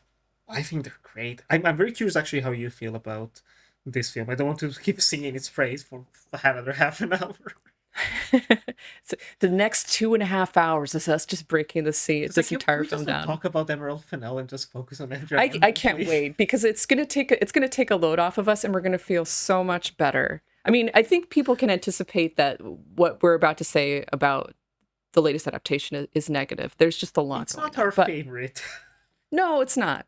It's not. Let's say The that. Ian McShane one, as imperfect as it is probably the best I can say. And I think most people would be just really dragging their feet, like, oh my God, this is so long, and it's black and white, and it has one set. I will say in its defense, it is the version that Kate Bush watched before she wrote her song Ah, Wuthering Heights. That's the one that she watched and she thought, I have to write a song about this. So it's nice. legit. It's the most legit version if you're a Kate Bush fan. But this 2011 version, it came out the same year as the Jane Eyre adaptation with You're Mia right. Wasikowska. You're right. So I had Yeah. very high expectations, and I like Andrea Arnold a lot. I do. I mean, I think by then I'd seen Fish Tank and maybe I'd seen Red Road. I was familiar with her work, and I went into it and it didn't work for me. It didn't work Mm. for me because it wasn't what I expected. But I kept going back to it, and I've seen it multiple times. The way I feel about this interpretation of the book is that it shouldn't have been called Wuthering Heights. It should have been called Heathcliff. I think of it as like a very interesting viewpoint of the events in the book from a first person point of view. And there's some very creative bits and pieces put in there where you're being able to get glimpses of who Heathcliff was when Nellie isn't around to narrate what's happening. And I find that stuff excites me. Like Yeah. his perspective walking around the house and he sees feathers in the window and he doesn't know what's going on, but we know what's going on. We know that Catherine is in there losing her mind, but he's not aware of that. Or that him outside of the barn after she beats Edgar and attacks Nellie and Harriton, and he's kind of sitting on on the hillside. Or him seeing Hindley having sex with his wife, that maybe Mhm. that's his understanding of how sex works. There's so much that's being invented, but it's very interesting, but it's not quite the book. It goes back to what I was saying before, like Heathcliff's a very verbal character. He's constantly talking about things and he feels things very deeply. But I'm okay with this take because it seems more like a historical um, interpretation of what it might have been like to be alive at that time and how someone who is in that position as a person of color who's degraded to a servant would not be allowed to speak or do very There's much. there's slurs in this film for listeners Yes, who've not watched it. It goes there. It doesn't shy away from the it doesn't, yeah, meanness. it doesn't shy away from the animal abuse either. So if you have problems with the dog abuse I that does take place in the novel, it is depicted. It's not real, of course, but it does depict what that would look like. I still So don't know how it's not real. Like I know it's not real because of I don't everything know of how how they do movies it are either. made. I really don't. I have a friend of mine. Hi Raphael, if you're listening. Who I remember he watched the movie before I did, like 5 years ago or something, and he was really upset by that to the point that he started looking for ways of how they actually shot some of those dog Hmm. scenes, especially like the hanging dog scene, and he could not find anything. And like there's no behind the scenes, there's no nothing. So I'm genuinely impressed of how they pulled it off because 100% It's done in safety. It's a 2011 film made by a major director. There's no way this was done to the harm of the animal. No way. It works, but honestly, it's not even the It's animal abuse. Like the actor Heathcliff like banging his head on the floor and the tree, and it's like, where's the protection there? Is there like some CG padding that they removed or something? Because he's I don't know. banging that head. He's I going like through- Arnold, but I think there's a lot of guardrails that are not there. I th- That's I probably don't why I it think looks real. especially with non-actors, you can get them to do things that people who are professional know you can't make me do that.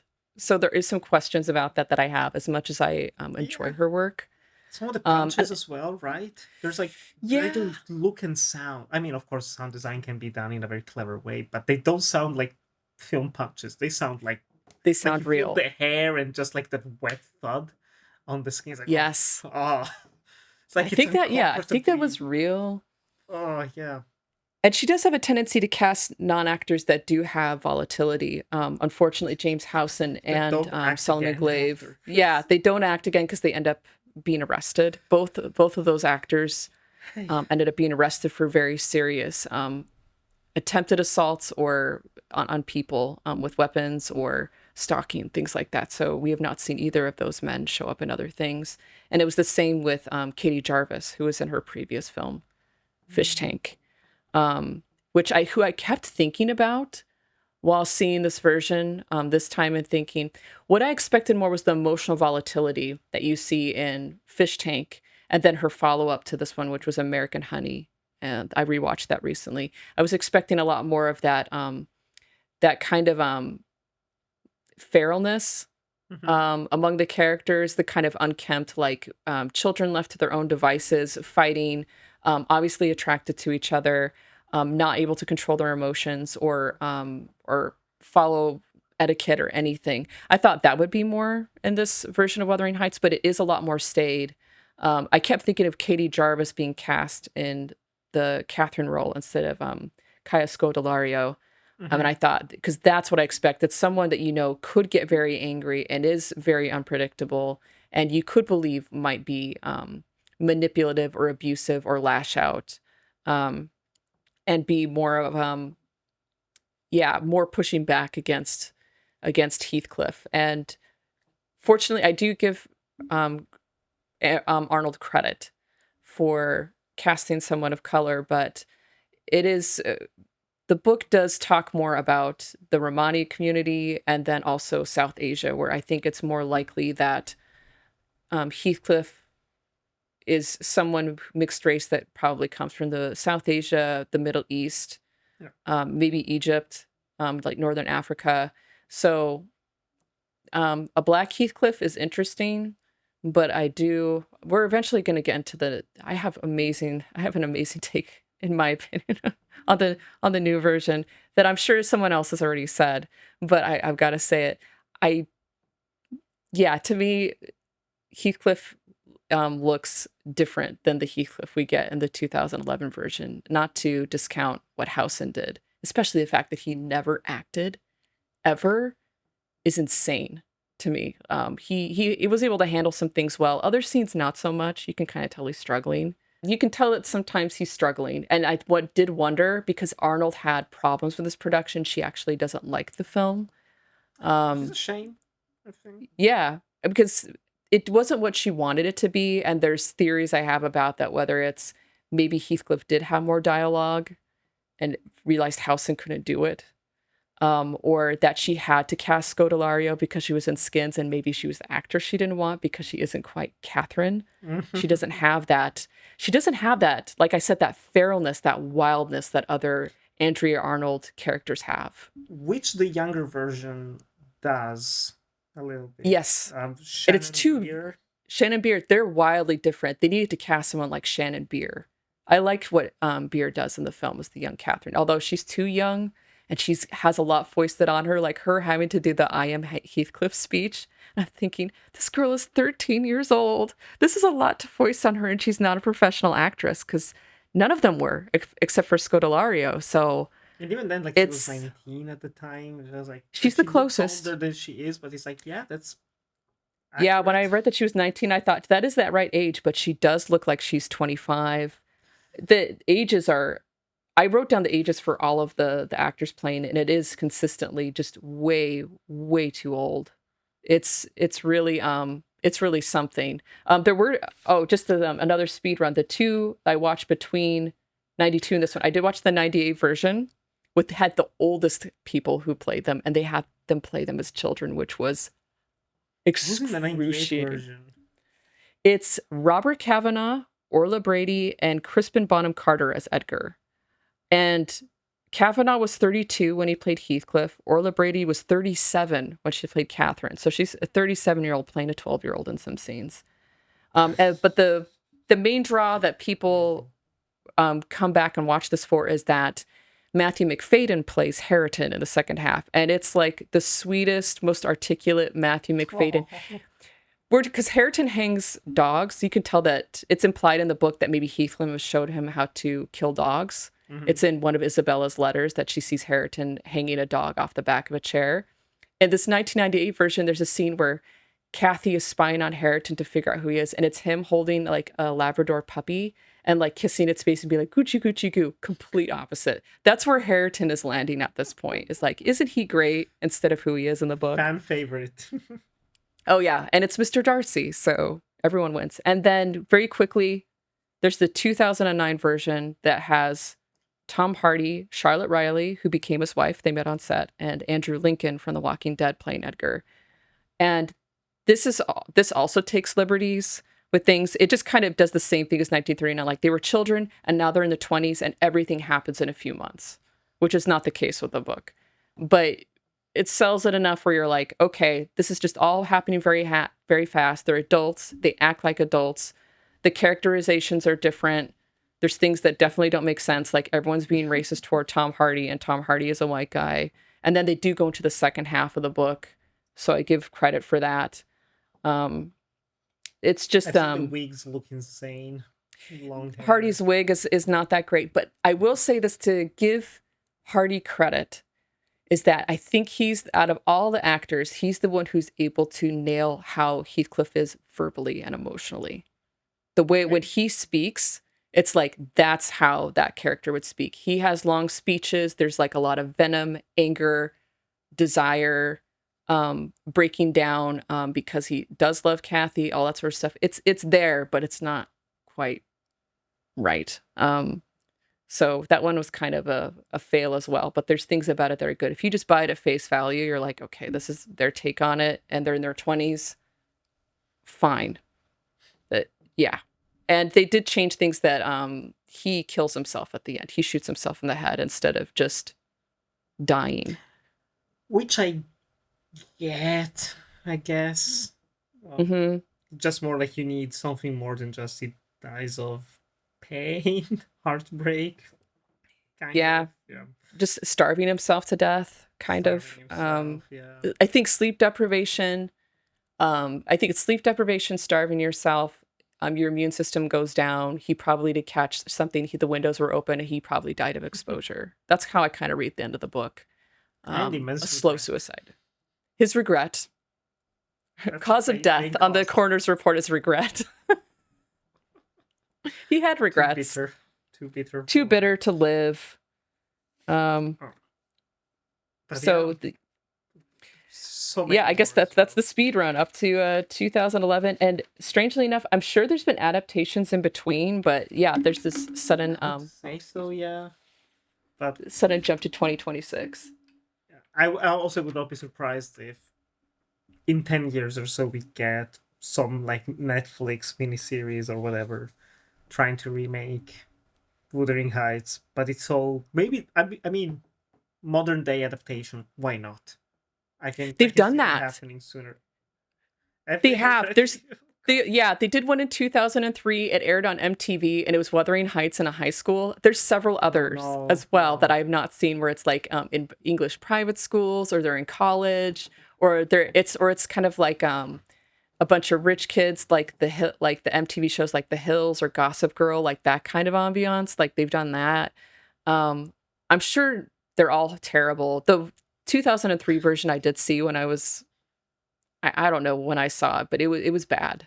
It was God. horrible. Instead of Heathcliff, his name is Heath, and like he's riding around on motorcycles and like flipping his hair out of his eyes, and he's just like, "You just don't understand me, Kathy," that kind of thing.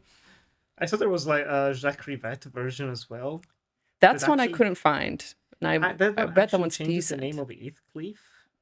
Ooh, Roche. Roche. Okay. Roche. Yeah. I mean, French. Makes sense. Mm, But it was yeah. weird. There's also ones Kathleen. from Japan. Oh yeah, but if the list I'm looking at, yeah, there's one called Spark House. I think that is people school age. There's one just called Wuthering High that's in high school. That I just the poster for that looks terrible. Just the title of that. Criminal. It's like, where do you go Wuthering to school? Heights. I go to Wuthering High. Oh no. Oh well. But last but not least, the time has come. Um, Everyone's favorite Emerald Fennel, which feels so weird for someone who has only made 3 movies at this point to already have a reputation. I feel like something has just moved incredibly quickly in the past few years where we've seen it with like Ari Aster and Jordan Peele. It's like, oh, these people have made 1 movie, and young cinephiles or young people, I don't know, are just obsessed with them to the point that they build a whole faith based on 1 movie. And Yeah, we and saw they it can't with make a bad film afterwards. It doesn't exist. All of them are There's No good. Way. There's No Way. So yeah, Promising Young Woman came out in 2020. Cursed Year. I did really like it at the time. I don't know if it was because of COVID or whatever. I enjoyed the film. It had problems. I'm not gonna say it had not didn't have problems, but also it surprised me. I think it came out at the right time, kind of, Hmm. um, for me at least. And then Saltburn was released a couple of years later. It introduced audiences to Jacob Elordi on the big screen because I want to say it wasn't in a major film beforehand. He was, of course, in movies. He did the Kissing Booth films for Oh, Netflix. really? I didn't know that. Oh yeah, yeah, yeah. It was like one of his first major roles. Was in the Kissing Okay. Booth. He's in the all 3 of them, I think. But then, of course, he started in Euphoria, breakout success like most actors in that show, and then he landed Saltburn. I don't know how you feel. Like we don't need to talk about Saltburn for 10 minutes. I still haven't seen it. You told me to watch it, and it's just one of those things like it slipped through the cracks, and I Okay. should see it. I did see Promising Young Woman, and a lot of people had problems with it that I just did not have. Mm-hmm. Um, Oh, I good. think I Good. saw the film in a very different way than other people did, and there is a Clappercast episode that people would have to probably dig way, way, way back. So if you want to hear my thoughts on Promising Young Woman, Okay, they yeah. exist out there. I don't even recall what I said anymore, but I did read it a different way and I interpreted the ending differently than everybody. Um, Mm-hmm. but Saltburn, I'm aware of what happens in it. I'm aware of the jokes about it. I've even heard some great ones, some of the best jokes I've ever heard in years. There was one joke about Saltburn where I had to pull over my car because I thought I was going to crash. Um, Okay. just there's a lot of material to be mined from that movie as far as the sexual provocations and the shock value that she injected in that. And I think that she figured out through that film, oh, that's going to be my identity, and how do I top this? And I think that leads us to where we are now. Which it's unfortunate, I think. Hmm. Like we'll just say it. We already said it before as well. Like neither of us likes this film, this Wuthering Heights that she made. Um, I think it's unfortunate, and I do think one of the problems is the reputation she has garnered, seemingly out of nowhere. To be honest, she's not a provocateur, but that's how young people, treated Saltburn. Maybe I'm too perverted. I didn't find Saltburn to be that boundary pushing in terms of content. I've seen too many French films from the 70s, I guess, or Lars von Trier or whatever, to be shocked by Saltburn. Um, it's not like John Waters movies are more provocative than Saltburn, to be honest. For good reasons as well, I would say. But I do think there was something good in that film. I think there's something about the psychosexual relationship and obsession present between the 2 protagonists that works. I do think that's interesting. But then everything about class It's kind of muddled and doesn't really work. It doesn't work. Just doesn't work. Um, and the film can look nice, and it has all those moments that try to be edgy with sex and some acts that feel like they're shocking just for the sake of being shocking. And unfortunately, that's what everyone talked about. And I would not be surprised if that's what pushed her to make her Wuthering Heights as it is now. On the surface, I can kind of like the idea of saying, okay, this novel all about repressed people who cannot consummate their love. I'm gonna go the other way around. I'm gonna make it explicit. I'm gonna make it grandiose. I'm gonna go almost like full Sofia Coppola with anachronistic elements in the set design and the costumes. I'm gonna have Charlie XCX make the soundtrack to it. Like it's gonna be all fake sets. I'm gonna remind people of classic Hollywood. We can bring them back to the William Wyler version, and even freaking Gone with the Wind and all those classic romances, but also it's gonna have sex and so much sex in it and BDSM and whatnot. Um, it doesn't work. It tries way too hard to be shocking right from the opening scene. An opening scene that both of us were spoiled months ago. We were saying, please tell me this is not right. Yeah, I think I think they took one thing out. Because I remember telling you it's like there was like the right? I think that there was a shot that someone talked about where the nun gets access to the body and like strokes the corpse's erection. That was something that was reported from the test screening. I don't know whether that is true or not because it did not end up in the cut. But you do see the woman's kind of ecstasy watching. She's a bit too happy. I don't know what I've thought about it since I've seen the film, and because I thought, okay, well, that seems like a really strange scene to put in there because first of all, it's just not in the book, and it doesn't seem to have to do with anything. And then seeing it in the film, I thought why was that in there? I don't understand why that was in there. It didn't really fit in with anything thematically or foretell where it was going to end. I think it was just put in there for a shock value and for a close up of a prosthetic penis pressed up against this stunt person's trousers. I just really don't know. I mean, from the get-go, it's like, I don't know what's happening. Why is this happening? So it's a pretty shaky opening for me, even though it was spoiled. There's one thing I like about the opening, and it's how she playfully subverts the sounds. Because yes, you think that you're going to watch something different. You hear the moans, and you're like, oh, is it going to be sex? It's like, no, it's a man hanging. Again, putting sexuality, pleasure, and violence and abuse, torture, pain, whatever, in conversation with one another. Young Catherine is watching this and she's liking it. Nellie seems to be everyone. Yeah, what is that saying? Like, if you're trying to establish a character that we're going to go along with for the next 2 hours, it's like a child who enjoys watching a guy with a boner suffocate, or I guess getting strangled to death. Not suffocating. Yeah, strangled. He is kind of suffocating because he has the sack. They keep showing the mouth with it being the cloth being sucked in. It bothers me so much. It's just yeah, and kind of like what you said, like it isn't shocking to me, but maybe this goes back. I had a recent conversation about the 28 Years Later sequel with Jakob and Carson, and it was about like you were saying, younger audiences are seeing these films and they're reacting to them very viscerally because they're seeing that kind of violence for the first time. And I'm having a reaction similar to you, although I think we're a generation apart. You're 28, 29, right? Yeah. And I just turned 42. So the amount of things that you've seen things.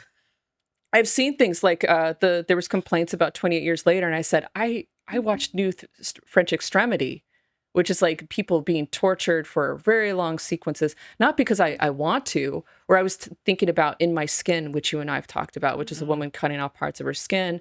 Or as a teenager, I watched The Pillow Book, which really old spoiler, but it's like Ewan McGregor's corpse being skinned and parts of him being thrown away so it can be turned into a fetish object. There's really fucked up things that are out there that I've already seen. Not to say I'm an edgelord or I'm superior to other viewers, but there is that dissonance that I think you and I are experiencing where we go in to see something like Wuthering Heights or The Bone Temple, or X, or even Talk to Me. Those are other horror examples where I think teenagers are going in, they haven't seen anything, and it like blows their minds. And then you and I are in the Yeah. back going, "Oh, you have no idea. Like this is an episode of Teenage Mutant Ninja Turtles, or something like really, really. It's pretty staid compared to what's out there. It's like you It's just a don't rabbit know. hole. Yeah, Can get deeper and it's deeper it's and something. deeper. But yeah, okay, we should get back on track here. We went off Yeah, track again. I, That's on I me. no, it's fine. It's fine. I don't want to criticize the movie even too much based on promises. I think it's something that 10 years from now people are gonna watch 2026's Wuthering Heights without having seen the trailers, without having all of the build up to it, and they're gonna have a different experience from us. But we have to acknowledge we were being sold something. I was being sold something that was not here because honestly, I was not opposed to the idea of this leaning more into explicit sexuality between the characters and also having kind of like a BDSM dom sub dynamic between Catherine and Heathcliff, Isabella. Like it could be interesting, but it's not really there. Everything that's about eros and sexuality in here is very bland. It feels like a teenager's idea of how these things should be, where it's very passionate, but there's nothing more to it other than the passion. It feels No, like there's little knowledge or understanding. I'm with you in that, and it's interesting because you and I are coming from, in some ways, opposite poles. The way that I read the book is the way it's, once again, these are teenagers. I think the reason they're acting so over the top is because they have not had sex. Mm-hmm. I think you can only act that insane over something that's unrequited or unconsummated in the book to be at that level. There's no relief. There's nowhere to go physically or emotionally because there's just these barriers and things in the way to keep that from happening. And actually, one of the things that it's added in the 2011 version was you do see something sexual happen that I think is, I wouldn't say it's like super transgressive or edgy like anything that this version is trying to do, but it's something that we're watching. We think, oh my God, that actually might have happened. Like it does make sense as far as like him trying to, trying to be close to the body, and it does become a sexual thing. Whereas with this, first of all, I like you mentioned just a while ago, you're like, this is the idea I was being sold, but this was a product. That's the one thing I noticed more and more about this movie, the more it ramped up. This was being sold to us as a product. It had product tie-ins. It had the Charlie XCS soundtrack, which, to be clear, people really like this soundtrack, and don't want to say I'm a fanatic of hers or anything like that, but the music was fine. It's like the Ryoichi Sakamoto of this of this of this scenario, where it's like, that's fine. If you want to get that album, it sounds perfectly fine. I wish the cover art was better, but I guess I'm splitting hairs here. It's odd. I was really confused about the image they chose, especially because the film was not out. So I thought, what are we looking at? Okay. Yeah. I agree. Anyways, if anyone's listening to this, look up the cover art for this if you're not aware, and you might understand what I'm saying. There's no faces. It's just eggs and hands. So I think what I gleaned from this was, like you said, it could have leaned more into a psychosexual angle, and that might have been interesting. For me, it's more like they never had sex, so I kind of don't see what the point is. But this exploration of things, like you kind of said, it is toothless. And she talked a lot about how she wanted to have the experience of, this is my experience of reading the novel when I was 14. And obviously she read at 14 and wanted to fix what happened. And also insert herself into it. Like, first of all, people said, well, like, why is Kathy blonde haired and blue eyed? And I thought, it's because it's Emerald. She's Catherine, and she's using Margot Robbie as a proxy for the character. And then on top of that, you have this character who's in her 30s. They're pretty close in age. And so it's like, it is like almost like a consummation of female fantasy. It's like, what if I could put myself into this beloved novel and I'm in it instead of who the character actually is? And I'm in my 30s, but I'm also a teenager. I can act like a teenager in this. So it is like this huge wish fulfillment thing as far as like creating this this take on the material, as weird as that might sound. And then it's like, well, what if I could fix things? Like, it's not Heathcliff's fault what happened. It's not really Catherine's fault what happened. It's Nellie's fault that what happened.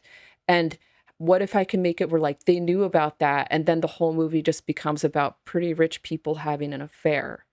Because that's what it becomes. It becomes a very milk toast, bland narrative, like you said, where it's like, Yes. we've seen this before. It's just rich, hot people having sex. There In and secret. because in secret, she's cheating on her husband. And they sometimes they even meet in places where I'm like, where are they? I don't know what this is or anything. And Who's that's one of driving my the pet. carriage? Are The they carriage I had talking? problems with because I thought, okay, where is this carriage? It's like there are servants. That's Yes, one thing that's about this movie. yes. Just overall, like servants are invisible. Sometimes you see them, but they're always in shadow. They don't have faces. So these lower class people in the film like don't exist. Um, I, there's scenarios of them having their adulterous affair. The carriage scene for me was really strange, where I thought, there's a footman right there. There's a coachman right there. Where is the carriage parked? Where are they going? Where did he come from? It looks like there's a cliff beyond. Like, yeah, there's just things that It's like kind of, Batman just shows up out of nowhere. Like, I'm here. yeah, Sex time. yeah. Maybe Jacob Elordi will play Batman at some point. We just don't know. Um, maybe he will. But that's, I guess, like that's my opening thoughts on this, is that it's pretty much, it just kind of becomes a bunch of montages of like, what would it look like if these adults had sex instead of like these angry, psychologically tortured, hormonal teenagers Teenagers. who don't dress that way, don't look that way, don't act that way. It just kind of becomes very much like a 14-year-old's fan fiction. Their version of like softcore erotic fan fiction, very, very softcore, of what they wanted to happen and how they wanted things to end and what they think the tragedy is. And it's not only divorced from reality, it's divorced from the book completely. It's, oh my god, yeah. I'm turning over to It's you. What, tell me what you think. no, I agree with basically everything you said. Honestly, and I do just feel like it is a wasted potential because again, we've had, well, you said like over 40 confirmed adaptations, maybe even more, of Wuthering Heights. So for someone to do something different, I'm fine with that. Make it as sexy as you want. But it's not there. Just because you show people kissing each other doesn't mean there is tension or chemistry. I didn't really buy them, honestly. If anything, and it really pains me to say, I did not really like Margot Robbie in this one. But mainly because of the direction. There's something about the tone here that goes for comedic, kind of, I guess, for most of it, which is weird. Like she's acting like a child, but like not. But you cannot take her as a child because it's Margot Robbie and she's 35. So it comes off as more like she's straight out of the Barbie movie, um, but doesn't really fit. Way. No. It was And very she's a capable awkward. actress. Like she's a good actress, and I She could has done see her comedy. working or trying or trying to do stuff with the material, and I'm just thinking this is not working. I It's can't blame her. uncomfortable. It was actually uncomfortable.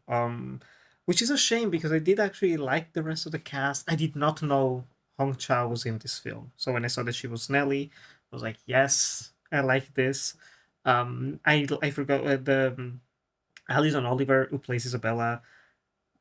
I don't know why. I mean, they changed that she's not the sister, like she's the ward of Hmm. Edgar, which fine, I guess, parallel kind of okay, Heathcliff and Isabella, Edgar and Kathy, they mix and match the two I guess couples. so. But I don't get why they made her I don't know if like mentally challenged is just incredibly awkward.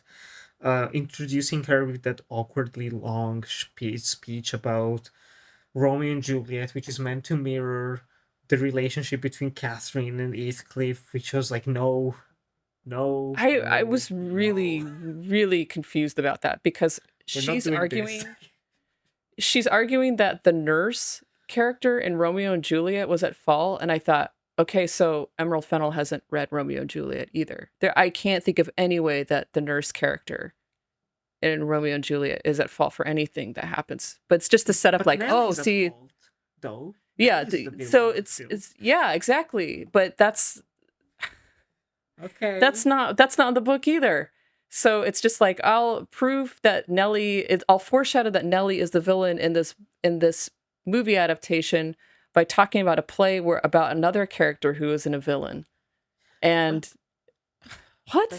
that's the thing that also frustrated me is that I swear to you, it wasn't until after that I started reading reviews and analysis and whatnot that I realized, oh, apparently we were supposed to take Nelly as the villain, literally.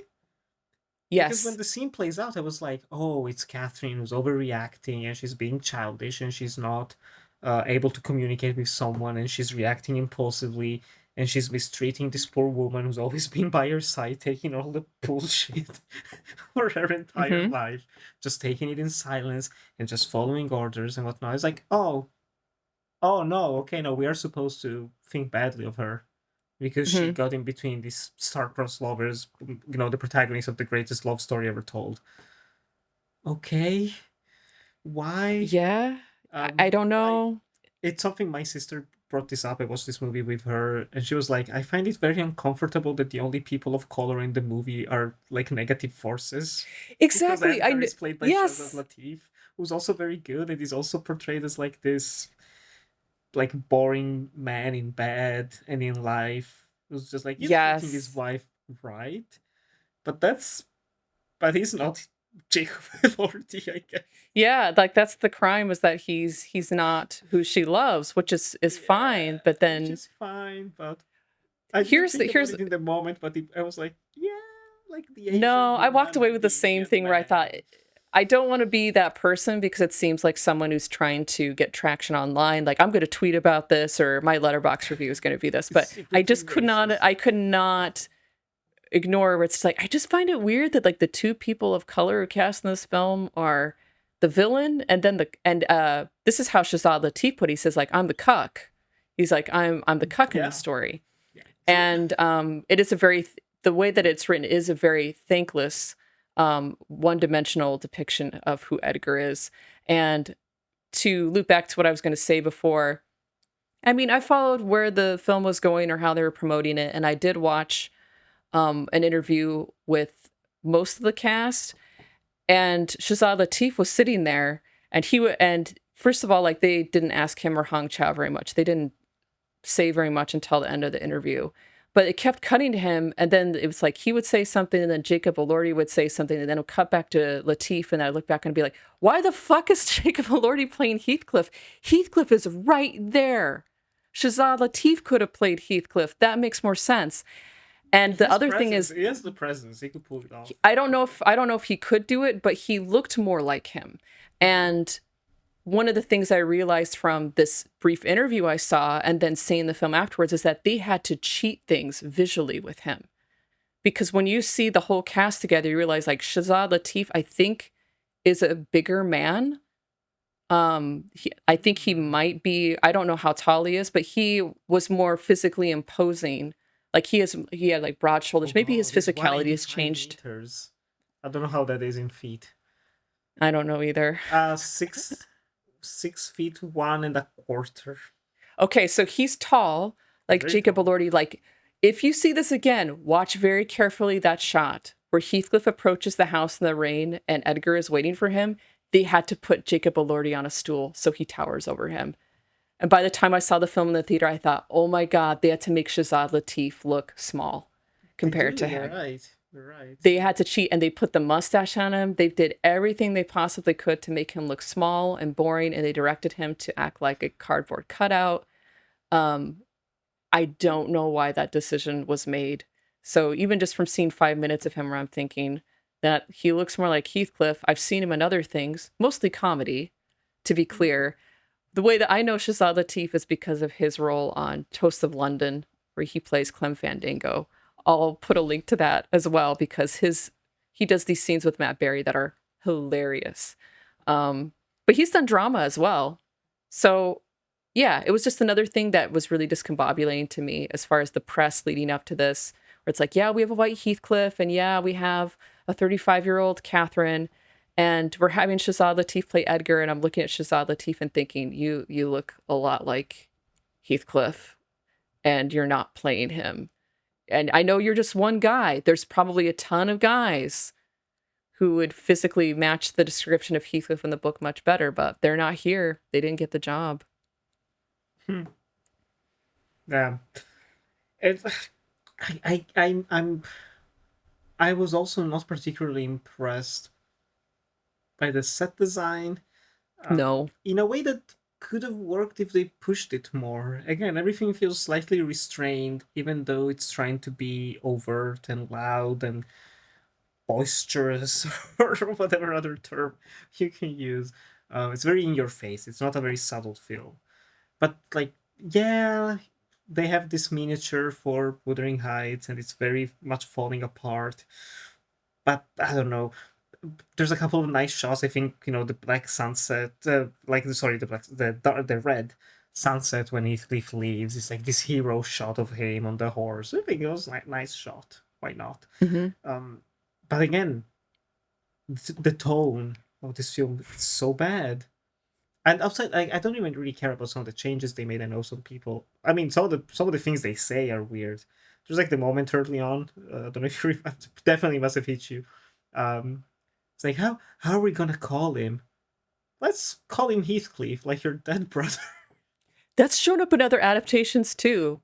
Okay. Yeah, so this was not the first time I'd heard that. I don't like it, but apparently it's just carried over from one adaptation to another, and now it's I guess here. you need a reason for calling him Heathcliff. It's like, I guess so. We already had someone called Heathcliff. Let's reuse the name. We already know it. I don't know. I know. The child actors do a good job. I will say that they're both cast well. Yeah. But there's problems with that as well. Not with the acting, but what Fennel is doing with the storytelling. So there's basically two key scenes that we see of these two together. One is Catherine yelling at Heathcliff and giving him a hard time because he isn't learning to read fast enough. And he storms off, and she is really petulant and like sits on the bed and says like, well, I'm never going anywhere anyway. And like, that's a bonding moment for them where it's just like, so you yell at someone, make him feel stupid, but then he's dependent on you. And like, that's a good thing. And then the sequence where they go out in the rain because it's her idea and he wants to go back, but she doesn't because she's Catherine, and they go back and he takes a beating for her to the point where his back is scarred up.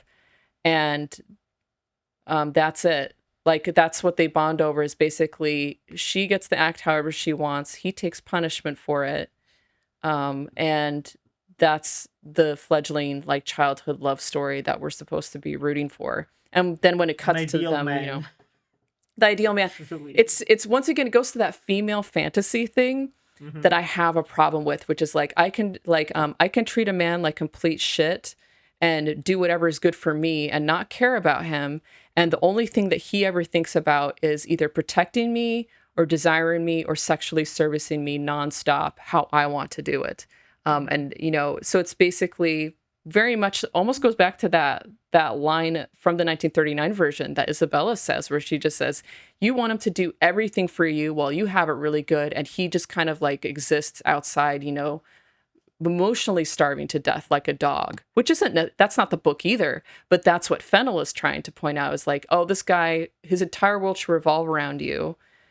And then you just make up your mind like, oh, we have to stop, because she just breaks off the affair, and then it appears he moves on, and then she starves herself, and that kills her child. and she doesn't ask for help, and she gets sick and she dies. That's the tragedy in this one. So it's all like very self-inflicted and selfish and weird. I don't know. What's your take on this? I mean, she kills her own child. Like, no, I don't think I haven't encountered anything online or had anyone talk to me about she kills her own kid. If you stop eating while you're pregnant, and also they never really show her pregnant, which is very convenient as well. Like yeah. I don't know. It's very problematic. It's not romantic to me at all. No, completely. Um, and I do also think there's so much about, again, like it's not something I like particularly, but I know a lot of people who are active in the BDSM community, and watching something like this, if people are coming to Wuthering Heights thinking like this is a good portrayal of BDSM, whether it's that weird scene of like the guy like with the whip and Catherine is watching it, how is that informing her character? Does she want to? I was like, oh, she's gonna be interested in those things going forward, and she would want to experiment. It's like, no. It's like, okay, then why did we see the scene? It doesn't matter.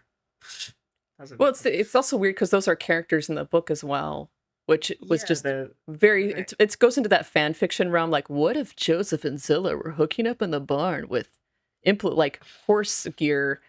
Just going extra kinky. Like, well, she doesn't even see it. It's about Heathcliff covering her eyes and her mouth, which I will give that detail of the film some credit, because he does cover her eyes and her mouth, and then you see her making Edgar do the same thing later, which is a visual, it's a interesting way to telegraph to the audience that without saying anything, that she still wants to consummate this relationship with this other person who's not around anymore. But here's the issue I had with that scene, aside from that. Why are you covering her eyes and her mouth? Maybe she wants to watch this. And then when it cut to the wide shot, he's laying... She's too pure for it. Yeah, I suppose. Yeah, obviously. She's such an innocent, nice... I don't know. Why is the Driven Snow character? Obviously, she's not. But when it cuts to the wide shot, Elordi, Fennel has him lay on top of her. That's totally unnecessary. If you're trying to cover up someone's eyes and mouth to protect them, why is he lying on top of her? Like, that really bothers me. It's more sexual. I've seen it in some other films. Like, it's like, well, we have to make this sexual, even though it logically doesn't make sense as far as what the content of the scene is. Very weird choices all around. And the same also applies to the way that Isabella's character is developed. I mean, I say developed lightly. In the way she's portrayed and written. Again, Elisa Oliver goes all in for that, and good job. Props to her. Yeah, I can't fault her or anyone else, really. Truly. But like it could be done in a way that is sexy, alluring. Like you definitely have seen, like, Secretary with Maggie Gyllenhaal is a movie that touches. It's not a perfect representation of dom sub dynamics in any way, but it's one of the best representations, healthiest. I've heard things about Pillion too. I haven't seen it yet, but it's like, if you want to see a film about. I've heard mixed things from that. I know, like, from someone in the. I don't know about the BDSM community.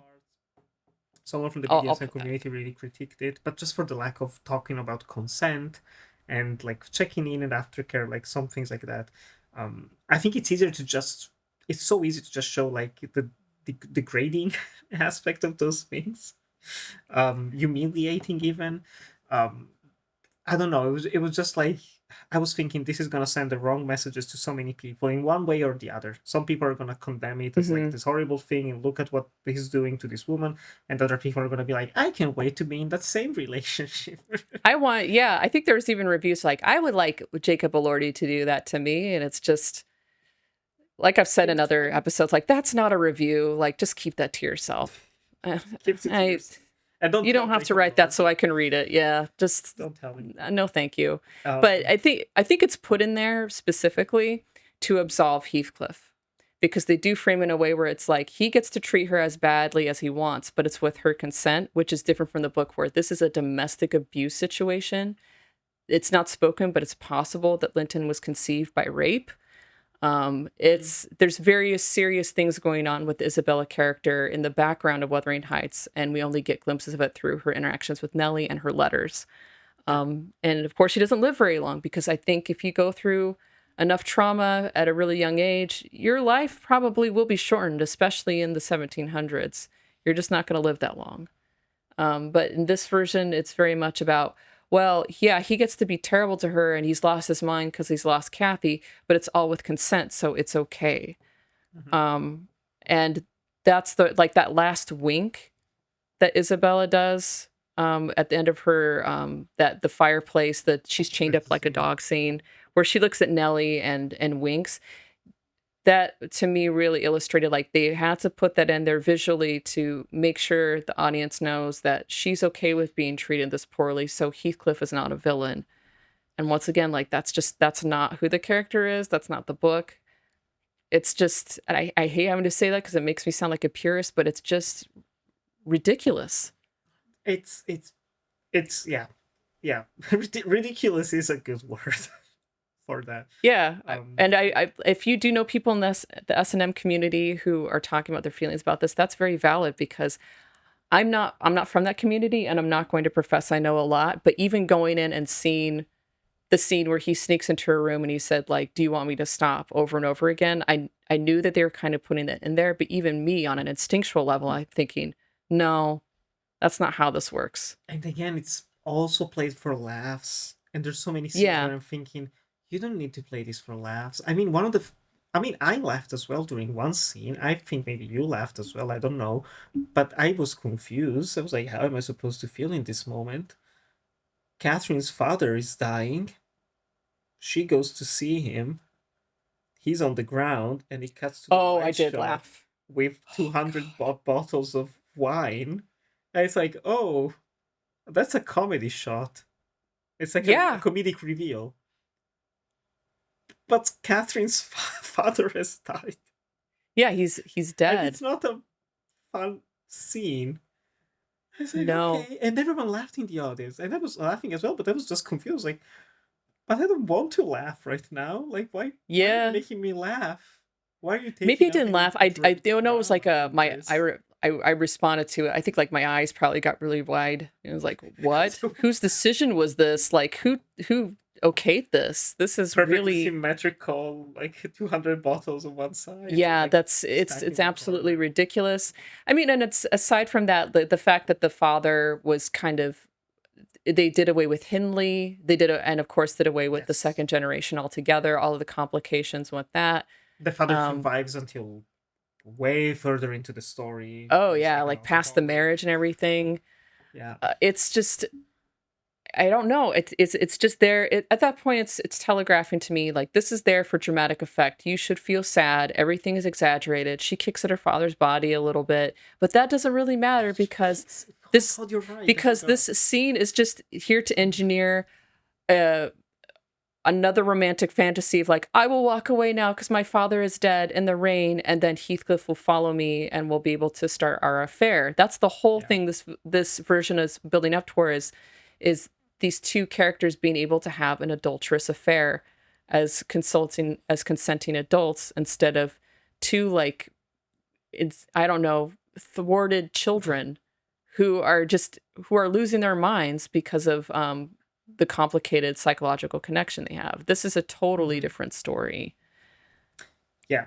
And I also have newfound hatred for people who use their phones in the cinema, because in that moment when they started kissing and they got into the sex montage, a person near me took off their phone, and my eye just like darted on the screen because of the light, and I saw there were still 40 minutes left. Oh no. I was like, what? I was like, there's still 40 minutes? That's when I almost zoned out, and I hate that, and I hate admitting it. I want to be transparent. If you're people zoning out during sex scenes. Yeah, like, I don't know how you can make me zone out of a movie realizing there's still 40 minutes left, thinking, oh no.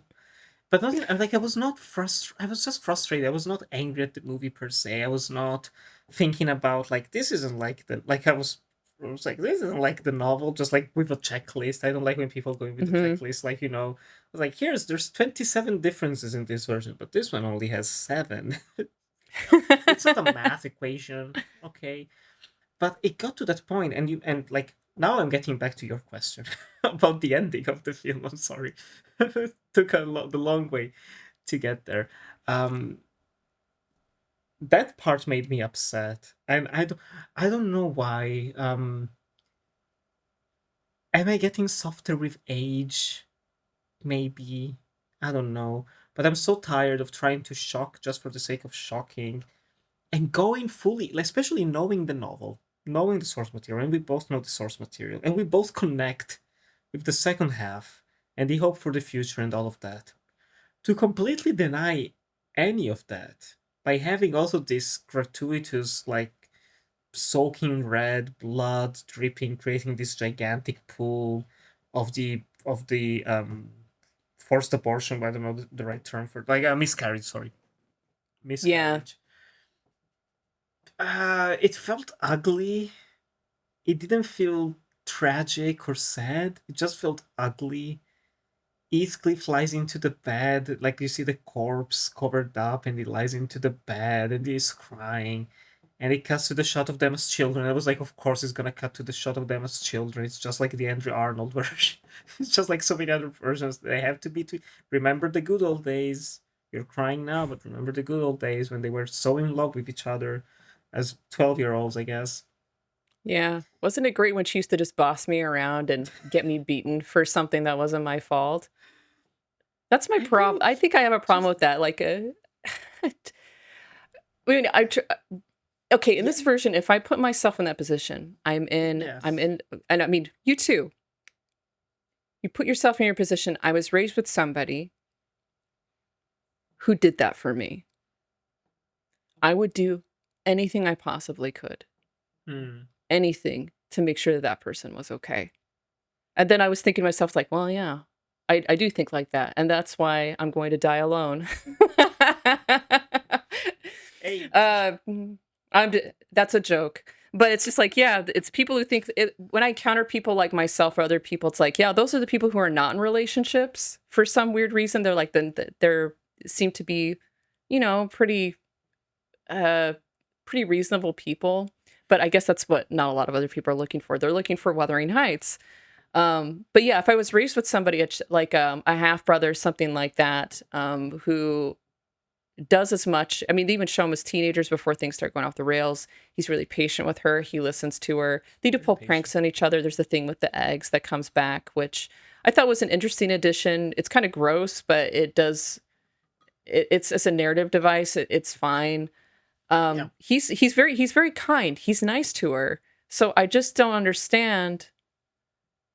Yeah, I think as far as like I'm not into like self-insert fiction or anything like that, and I'm not very interested in being either of these characters. But I just thought, man, if I was raised with someone who really went to bat for me and got beaten that hard, I don't think things would have ended the way they did. I mean, I probably Hmm. wouldn't have had sex with him either. I would have been like, oh, this is my foster brother.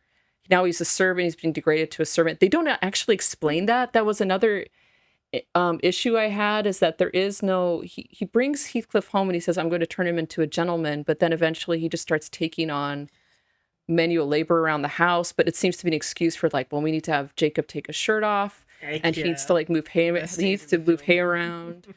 Yeah, or like him chopping wood. Chopping wood is a trope like they do a lot with costume dramas with young men in them. It's like, well, he needs like if a character in a period drama is upset, we're gonna have him chop wood in the rain with his shirt off because that's what the women want Which to also see. got a laugh from the audience. I was like, yeah, it's like Exactly. it's a And cliche. It's ticking the boxes of what people want. yeah, the house is tiled up like a men's like the black tile reminded me of like a men's bathroom in an airport. There's so many things that are visually going on, and then how the characters are directed, All the and even flash some of the walls in Linton's home, like yeah, the the fact that they guys have with the colors. separate It's bedrooms.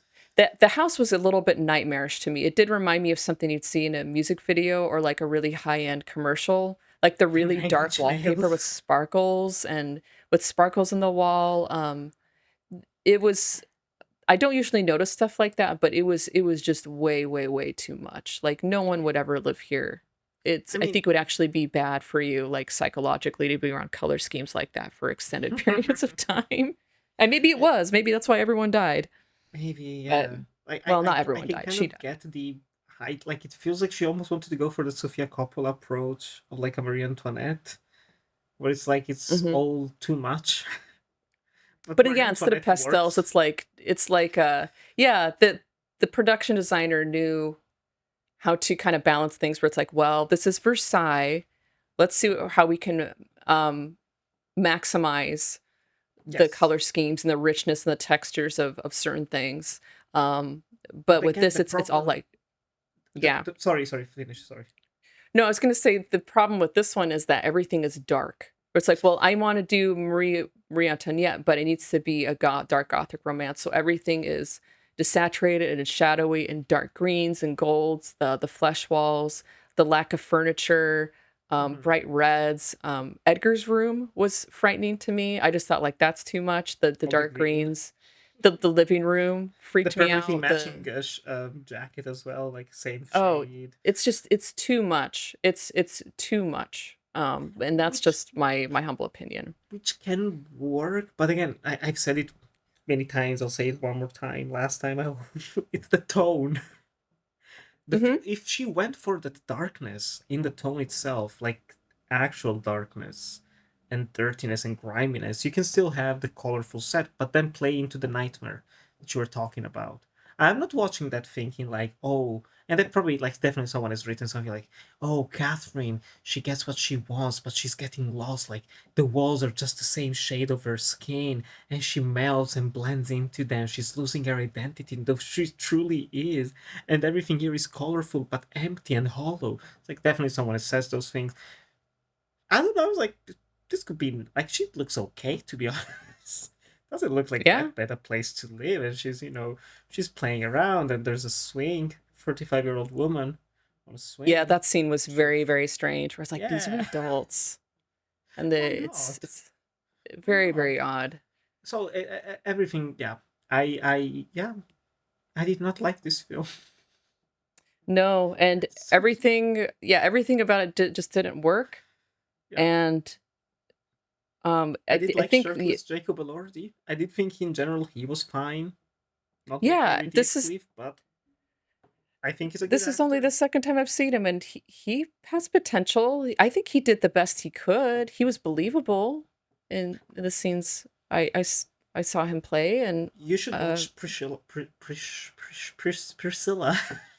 Priscilla. Oh Priscilla. yeah, I've really avoided that one because like I don't like Elvis as a person, Then you might um, like the movie actually. because it portrays him as abusive, He goes which I full believe Heathcliff. he He's was more he Heathcliff was. in Priscilla than he is in this in a way. Yeah. Like controlling and manipulative and violent and angry. Yeah. Yeah, actually, both of them, neither of them are necessarily very violent or angry. I think the only time that um, Catherine in this version gets violent is when she pulls on Isabella's hair a little bit. I thought, okay, is this going to turn into like them both abusing her physically to take it out what they want to do to each other through this woman? But that only lasted 10 seconds. It doesn't really it doesn't really commit to anything. It just wants everything to be okay. So it's this painful, tragic romance. And going back to the some of the press leading to this, that was the whole goal. I think like Fennel said, the whole thing is like she wants people to go into this and cry until they vomit. I think that was one thing she said at one point. And Margot Robbie brought up a story that while they were making this, that Emerald Fennel said that what she wanted to do was create the experience of her going to see Romeo and Juliet, the Baz Luhrmann version, like 10 times to the point where her parents said she couldn't go anymore because she was crying so much. And that story, at first I thought, wow, that's really strange. And then I thought, wait a minute, how old is Emerald Fennel? So I looked up how old she was, and she was 10 when that movie came out. So either that is a complete lie, because that makes no sense to me whatsoever, or I thought, like, that's a very horny, emotionally volatile 10-year-old to go see the film that many times and lose control of her emotions that much that her parents said, I don't think you can go back to the theater and watch that anymore. Um, so it just seemed, yeah, everything that leading up to this seemed a little bit deranged. And I know there's other things about the press junkets and things that were said or publicity stunts that happened that were added to the weirdness surrounding this Yeah, film for sure. yeah. And I missed most of those, which I'm kind of thankful for. I'm trying to stay Yeah. more off social media, and life has been so beautiful. Can't recommend that Honestly. enough. For me, I'm I subscribed to miss The most of Guardian, that. so they would push stuff through to like, hey, this is what happened with Wuthering Heights today, like maybe once every 2 months, and I would read about it and think, I wish I hadn't read that. The Wuthering Heights column. Yeah, Update I from think at the one month. point Margot Robbie was saying like, "Oh, Jacob Elordi is so good in this. He's the next Daniel Day-Lewis." And I thought, Yeah. he's even if you're friends, like I would not do that to a friend where it's like I'm going to place the bar so high that there's absolutely no way you can clear it for a movie like this. It just didn't seem like a very Yeah. Yeah. smart thing. It seemed like everything everyone was saying surrounding the film was not very smart. I'll just put it that way. No, and like, yeah, I think my last statement about this film is that I'm glad some people like it. I know some people that love this film, or they see more of a progressive feminist angle to it. Fair play to them. I'm glad they're getting enjoyment out of this film and analyzing it in that way. Um, I was not happy what I watched. I wanted to give it a fair shot. I wanted to go in open minded, despite everything, all the noise. It's hard to zone out and remove that noise, but I wanted to give it a proper chance and see how it would work, if it could work, because I did like in the end the other two movies, one more than the other, of course. But I still like what she made before. But yeah, um, I think she should follow her emotions more and try to be less edgy, provocative. Like there's no shame in earnestness in cinema. It's fine for sad scenes to be sad and horny scenes to just be horny and all of that, and without always pushing humor or weirdness just for the sake of it. I think that's why Saltburn worked, because I think she was less self-conscious than she was here. Um, the weirdness felt natural. Here it felt like indulging in those shots of like slapping the what was it, like the dough. Like the scene after, I think it was like after she witnessed the sex, right, or something like that. There's like Yeah, I Catherine think it's the zoning next out in the day kitchen. or like her Nelly's sticking just like spanking the dough. It's like, yeah, that's how you make stuff, I guess. it's like, yeah, sure. It's like, it's, again, I think it's a cute idea, but it doesn't fit. Doesn't fit. We talked No. about it. The opening scene. We go from the opening scene to the end scene. It's like, there's not bad ideas in a vacuum. Like, you could have that type of opening scene in another movie and it could work. But Mhm. then that's not the movie you're making afterwards. No. You're setting yourself It up to be so gross and raunchy even, and then you really don't. Eh, yeah. There's things that are just there to be there. Like there's the slaughtering of the pig scene. I'd say even the Joseph and Zilla scene is just kind of there yeah. to be provocative. Like you said, you brought up like the septicemia miscarriage scene with Mm-mm. that amount of blood coming out of somebody's body, um, and no one doing anything about it. Everyone was asleep. It's I also thought it was shocking that we referenced this scene earlier that the only time you really see Edgar and Heathcliff react and they make sure that Shazad Latif is like standing in a hole or something, so he seems small. He says, I don't think you should go up there. And I thought, oh, that's exactly what he should see, is what we saw.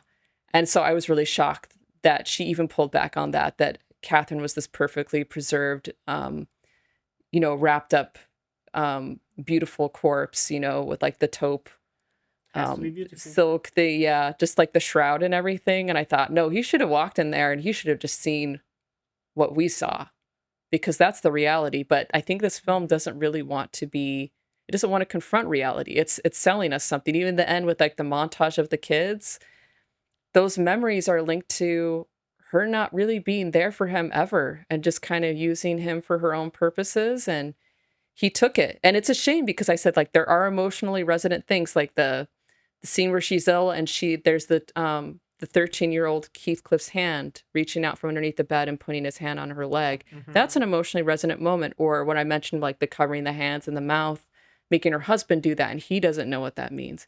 There's potential for things in there that can actually really be emotionally resonant, but the context and everything around it, it just makes me really, really hard to care. And like you said, that's squandered potential. It's just it's failing, at least for the two of us. If there's people out there, of course, who like this, like you said earlier, More power to them. more power to them if this is what you wanted. But Remember to ask for consent first and communicate. yeah, at least, like, ask for consent. I don't just thought about how ridiculous that scene was. Like, if someone showed up in my room like that, it would not have gone down like that. It's like, oh, you're in the wrong room, and But if Jacob Elordi showed up in your room, though, I'd be like, no, well, it okay, if won't. it's Jacob Elordi. It's just like looking up. I'd be like, dude, you are in the wrong room. Believe me. It's like, I mean, I could see going it's just like, you're in the wrong room. It's like, you're supposed to be in Catherine's room. Wait, what? Yeah, I hear you every night. I live here. How can nobody be aware of what's going on? all of the servants and everyone around knows. They're The bringing you to coachman, the coach, yeah.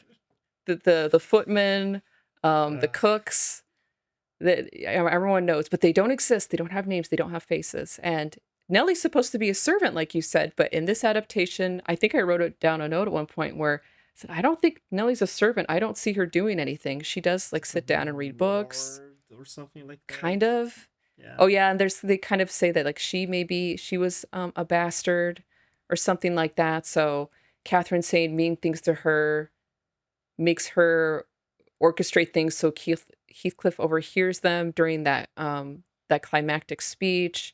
But how could she have controlled that, really? It's just, all of this is dumb. This is all just wish fulfillment for reasons that I just don't think suit humanity anymore. We could do Yes. better. I'll just put it that way. I want my heart to really break think- too. Yeah. I want to go into a film and have my heart broken and feel bad about things and be like, oh my God, that didn't work out. I feel bad about this. I don't feel bad about this. This made me feel nothing. We have to do better than that. These are just two selfish people having an affair. Yes. You can watch that on a soap opera. You can read romance novels about this. This is really basic stuff. Yeah. This didn't make me want to cry until I vomited. They didn't give us what they were selling. No. The movie finished and they literally thought, oh, that's it. Well, Yeah. Why? Yeah, I just walked out and felt nothing. What are you giving me? Oh, it's sad she died. They cannot be together again because they've already been together for a longish time, I guess. A long week, a long month. I don't know. Doesn't matter. Yeah. That's it. Unfortunate. But I think we can start nearing our closing thoughts. On this whole conversation, I can say my favorite scene from any of these movies, kind of to counteract with the closing of Emerald Fennel's version. I do really like the Andrew Arnold version. Because of how she shoots the film, I cannot remember, oh my god, I should have written it down, the name of the cinematographer, Robbie Finch, maybe? Maybe. Ooh. But I really did I love the cinematography, and it's so grounded, it's so close, and it's so personal. And the way they shoot hands and faces and those details of the skin. I love how that movie ends with memories of the past, which is not too different from what Fennel does, but it just bringing it back to that genuine intimacy and connection. Last moment of joy of these two friends, potential lovers, children, together. At a moment of unspeakable pain for Heathcliff. Rewatching it today, because I finished watching it this morning, I was like, that's how you do an ending. Yeah, That's how you do an it's emotionally devastating. resonant ending. It's devastating. He's seeing the childhood drawings they've made on the walls and the Catherine plus Heathcliff and all that, and he's banging his head almost to kill himself, almost to feel more physical pain than internal pain, than emotional pain. Devastating. I was like, wow, that's how you Hmm. make an ending. And I remember those scenes from when I watched the movie 5 years ago, more or less, and they've stuck with me now. The other movies don't really have scenes that stood out to me enough to make a whole list for all of that. So that's easily my favorite scene. I don't know if you have any favorites or favorites, just one maybe. I don't know. Well, I'm not The going to egg steal scene. yours. Oh yeah, just the eggs, the dough, Margot Robbie sticking her finger in a fish mouth through the aspic. Oh Those are all yeah. my favorite moments. Oh yeah. Just where it's so blatantly obvious and gross. It's just like, don't do that. Oh, it's We're gonna eat innuendo. that. It's subtle. It's it's it's a It's metaphor. eros. Okay, you don't get it. That's erotic. It's erotic. You just don't understand. Sure. Um, no, that sequence has stayed with me a long time too. I think particularly because of the music. You don't hear any music in Wuthering Heights, Yes. and then it just Yes. starts coming in. And I know it's Mumford and Sons, and they do tend to kind of be slotted as a particular kind of music or band. I'd never heard them before, so that's the first time I heard anything they'd ever done. Mm. And that's it was a really good song for that particular scene and a way to end the film and the lyrics and everything. It's a really, I mean, not to say I'd put it on the same strata as Kate Bush's Wuthering Heights, but if you want to hear another interpretation of the story from Heathcliff's point of view, I think Mumford and Sons, The Enemy, is quite impressive. Really good lyric, very good writing, very good lyrics, very good writing. Why did you lean on a man who knew that you knew was falling? But yeah, that scene where it's just them as children, and it's just so much because he has finally pinned her down and he's in control, and Mm-hmm. she gives in and And she she closes her eyes smiles. and she trusts him. Like that's what that relationship was, and it's just gone. It's lost forever. And I didn't know this until the last time I watched this, and maybe you know about this, but if you watch all the way to the end of the credits, there's one last shot at the end. And it shows Solomon Glaive on the hills, and you hear Shannon Beer's voice, and she just says, I love Heathcliff. Mm. And that's even more heartbreaking in a way. I don't know. Just the idea of these two as children is it's very, very sad. So it just comes to show how each adaptation has different limitations, certain things that don't quite meet the mark. And we'll go into our closing thoughts on that. But as far as notable scenes, things like that, there isn't anything that really stands out to me. I did like the framing device of having Sinead O'Connor, of all people, playing Emily Bronte, um, and promising that she's like, this is the real story. It's going to be an ugly story. And then that turns out to not be the case. But I did like the promise there. And I Starts off on did, the right foot. yeah, it starts off in a good place or on the right foot. And I did look up, I think that film came out right after her notorious appearance on SNL where she tore up a picture of the Pope. So I Oh. so I think that there probably was press surrounding that release at the time of people maybe not wanting to see this or how people felt about seeing her in a film at all, considering what had happened. And but she does seem meant to play Emily Bronte because she was also someone who was very emotional, and this nature of her music and everything was quite powerful. But yeah, aside from that, yeah, I really struggled. I struggled with passages too, as far as like, oh, what's that passage from the book you like, or what is one of the scenes in the adaptation you liked very, It's very not always much. easy. It's not always, yeah. They all kind of blur together after a while. I actually know I will go back. There is the 2009 version with Tom Hardy has a lot of things that aren't quite right about it, but there is the scene where Edgar walks in on him holding a really sick Kathy. And I really do like the way that they played that scene. Like Catherine's unconscious at that point, and it's just Tom Hardy being as Tom Hardy as Tom Hardy can be. And he spits out those lines from the books. He's like, unless you're a fiend, you will help her. I'm not even going to try to imitate him whatsoever, but he really understood how to put that venom in there. That's the image of him holding a dying woman. I think that has actually stayed with me over the years, even though I can't say I love that adaptation. It's kind of It just has a stuck there. So standout moment. It has a yeah, it's a standout moment. standout moment where I thought like, man, that's really, really sad. A really sad scene. And that's what I want. And I haven't gotten it from any of these adaptations, so just keep True, on looking for it, I guess. true. Then do you have any closing thoughts? Because I think we both already said actually which is our favorite adaptation. You really like the 1967 version with Ian McShane. I really love Hmm. the Andrew Arnold adaptation. Do you have any closing thoughts then for our listeners after talking about Wuthering Heights for almost 3 hours, I guess? Epic conversation.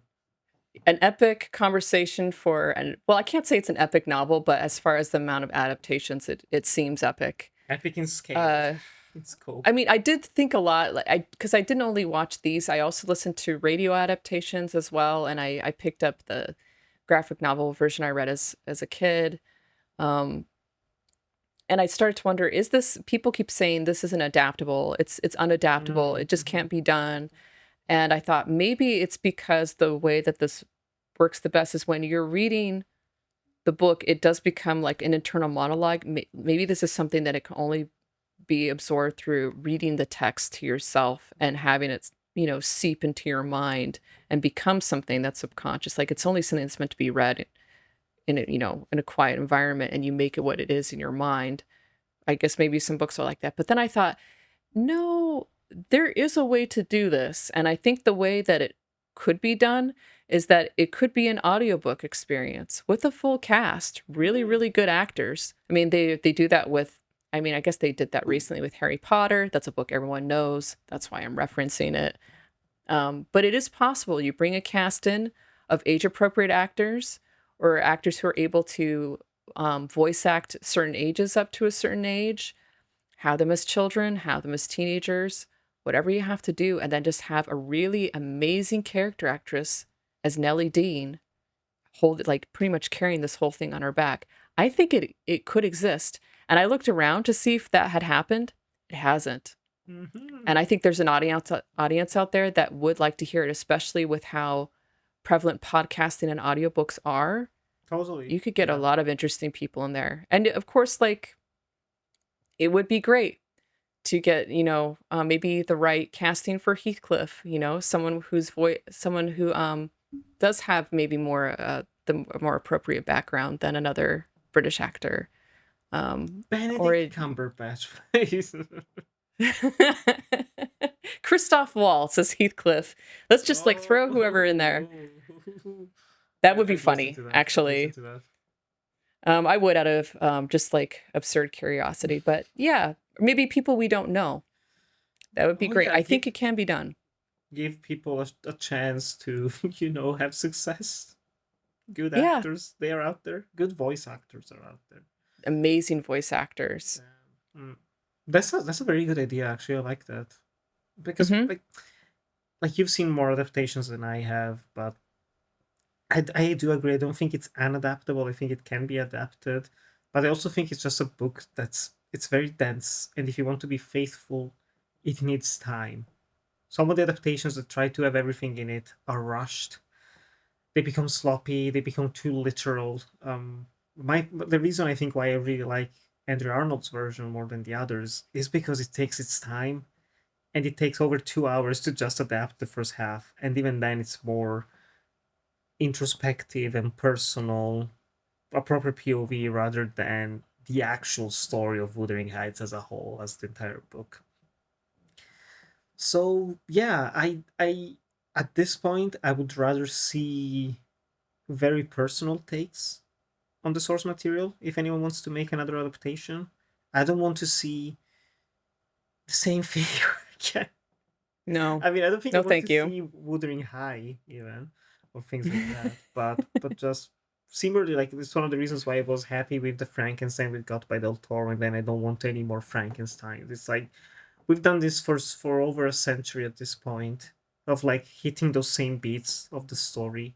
Like let it rest, or do something very different with it, but don't try to do the same thing over again. I don't want anyone to be like, I'm gonna make the actual proper faithful adaptation. At that point, it might as well be an audiobook, like you said, truly, Hmm. truly, because otherwise no one will ever be fully happy. There will always be some compromises, some minor changes here and there. Um, Maybe the Netflix miniseries inevitably will come out in 10 years with, I don't know, good cast, bad cast, who knows. Maybe that will be faithful, but yeah. Yeah. I'm burned out with Wuthering Heights after all of this. You must be exhausted with all the names as well. Surprisingly, no. I'm Okay. fine. I'm Truly a fine with timeless it. classic then. It a truly timeless classic, but just for me. I was able to weather all of these different interpretations, and it's because I wanted to. I mean, I subjected myself to all of this, but I think it was Consented. just out of curiosity and like, yeah, I consented. Basically, this project got into my room somehow, and then asked me if he wanted to stop, and I was just like, Each adaptation, is this I don't okay? like this metaphor. I'm gonna step away from it.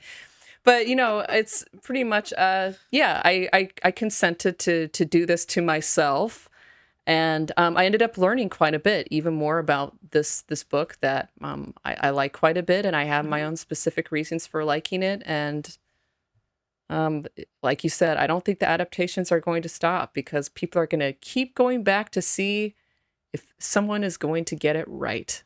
Oh yes. And same with They Frankenstein, I will be suppose, there. and all these Day other one. books that are end up on this podcast. I wouldn't be surprised if the podcast continues for years in a longer form, shorter form, I don't know, but I would be down to do like a catch up of sorts. Like, hey Hillary, it's 2040. We have 7 new Wuthering Heights. 7 new adaptations of Wuthering Heights, and they're all AI. Oh, oh, oh, you know that's gonna It's a happen, TikTok right? series. Oh my You god. know we're gonna get 100%, like someone's gonna do AI accurate adaptations. Just like, I don't know, throw the book into whatever nonsense thing, burn a Probably. forest just to create Dracula AI accurate 8 hour movie. Yeah. Uh, Lovely, lovely, lovely note to end on Hmm. this episode. Yeah. But Looking out on the wars toward the blinding future. I was seeing scary ghosts, seeing very scary ghosts. Yeah. Um, but thank you, Hillary, for joining me on this adventure to Yes. England and the moors. Where can our listeners find you as usual on Letterboxd to keep following your film recommendations? Yes, you can find me on Letterboxd under the name Degelle, so Degelle.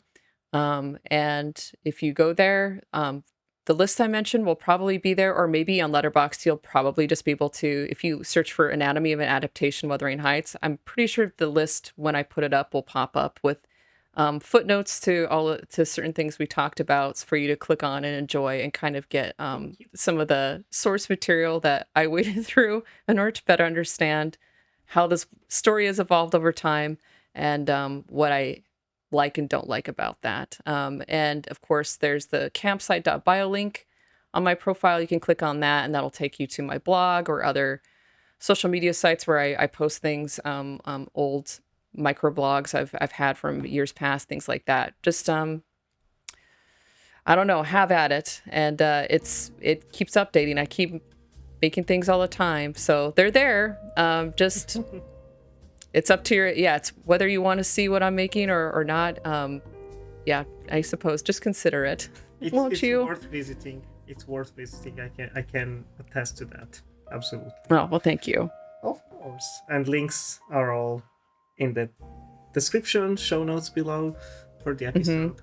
Um, you can follow me everywhere at MKCR97, my short films and videos on YouTube and Vimeo at Enjoy the Movies, and of course this podcast you can follow on Instagram at Anatomy of Adaptation Pod to stay up to date with any and all upcoming episodes. Thank you very much for listening. We hope you have a lovely day, and we hope to see you again soon. Goodbye.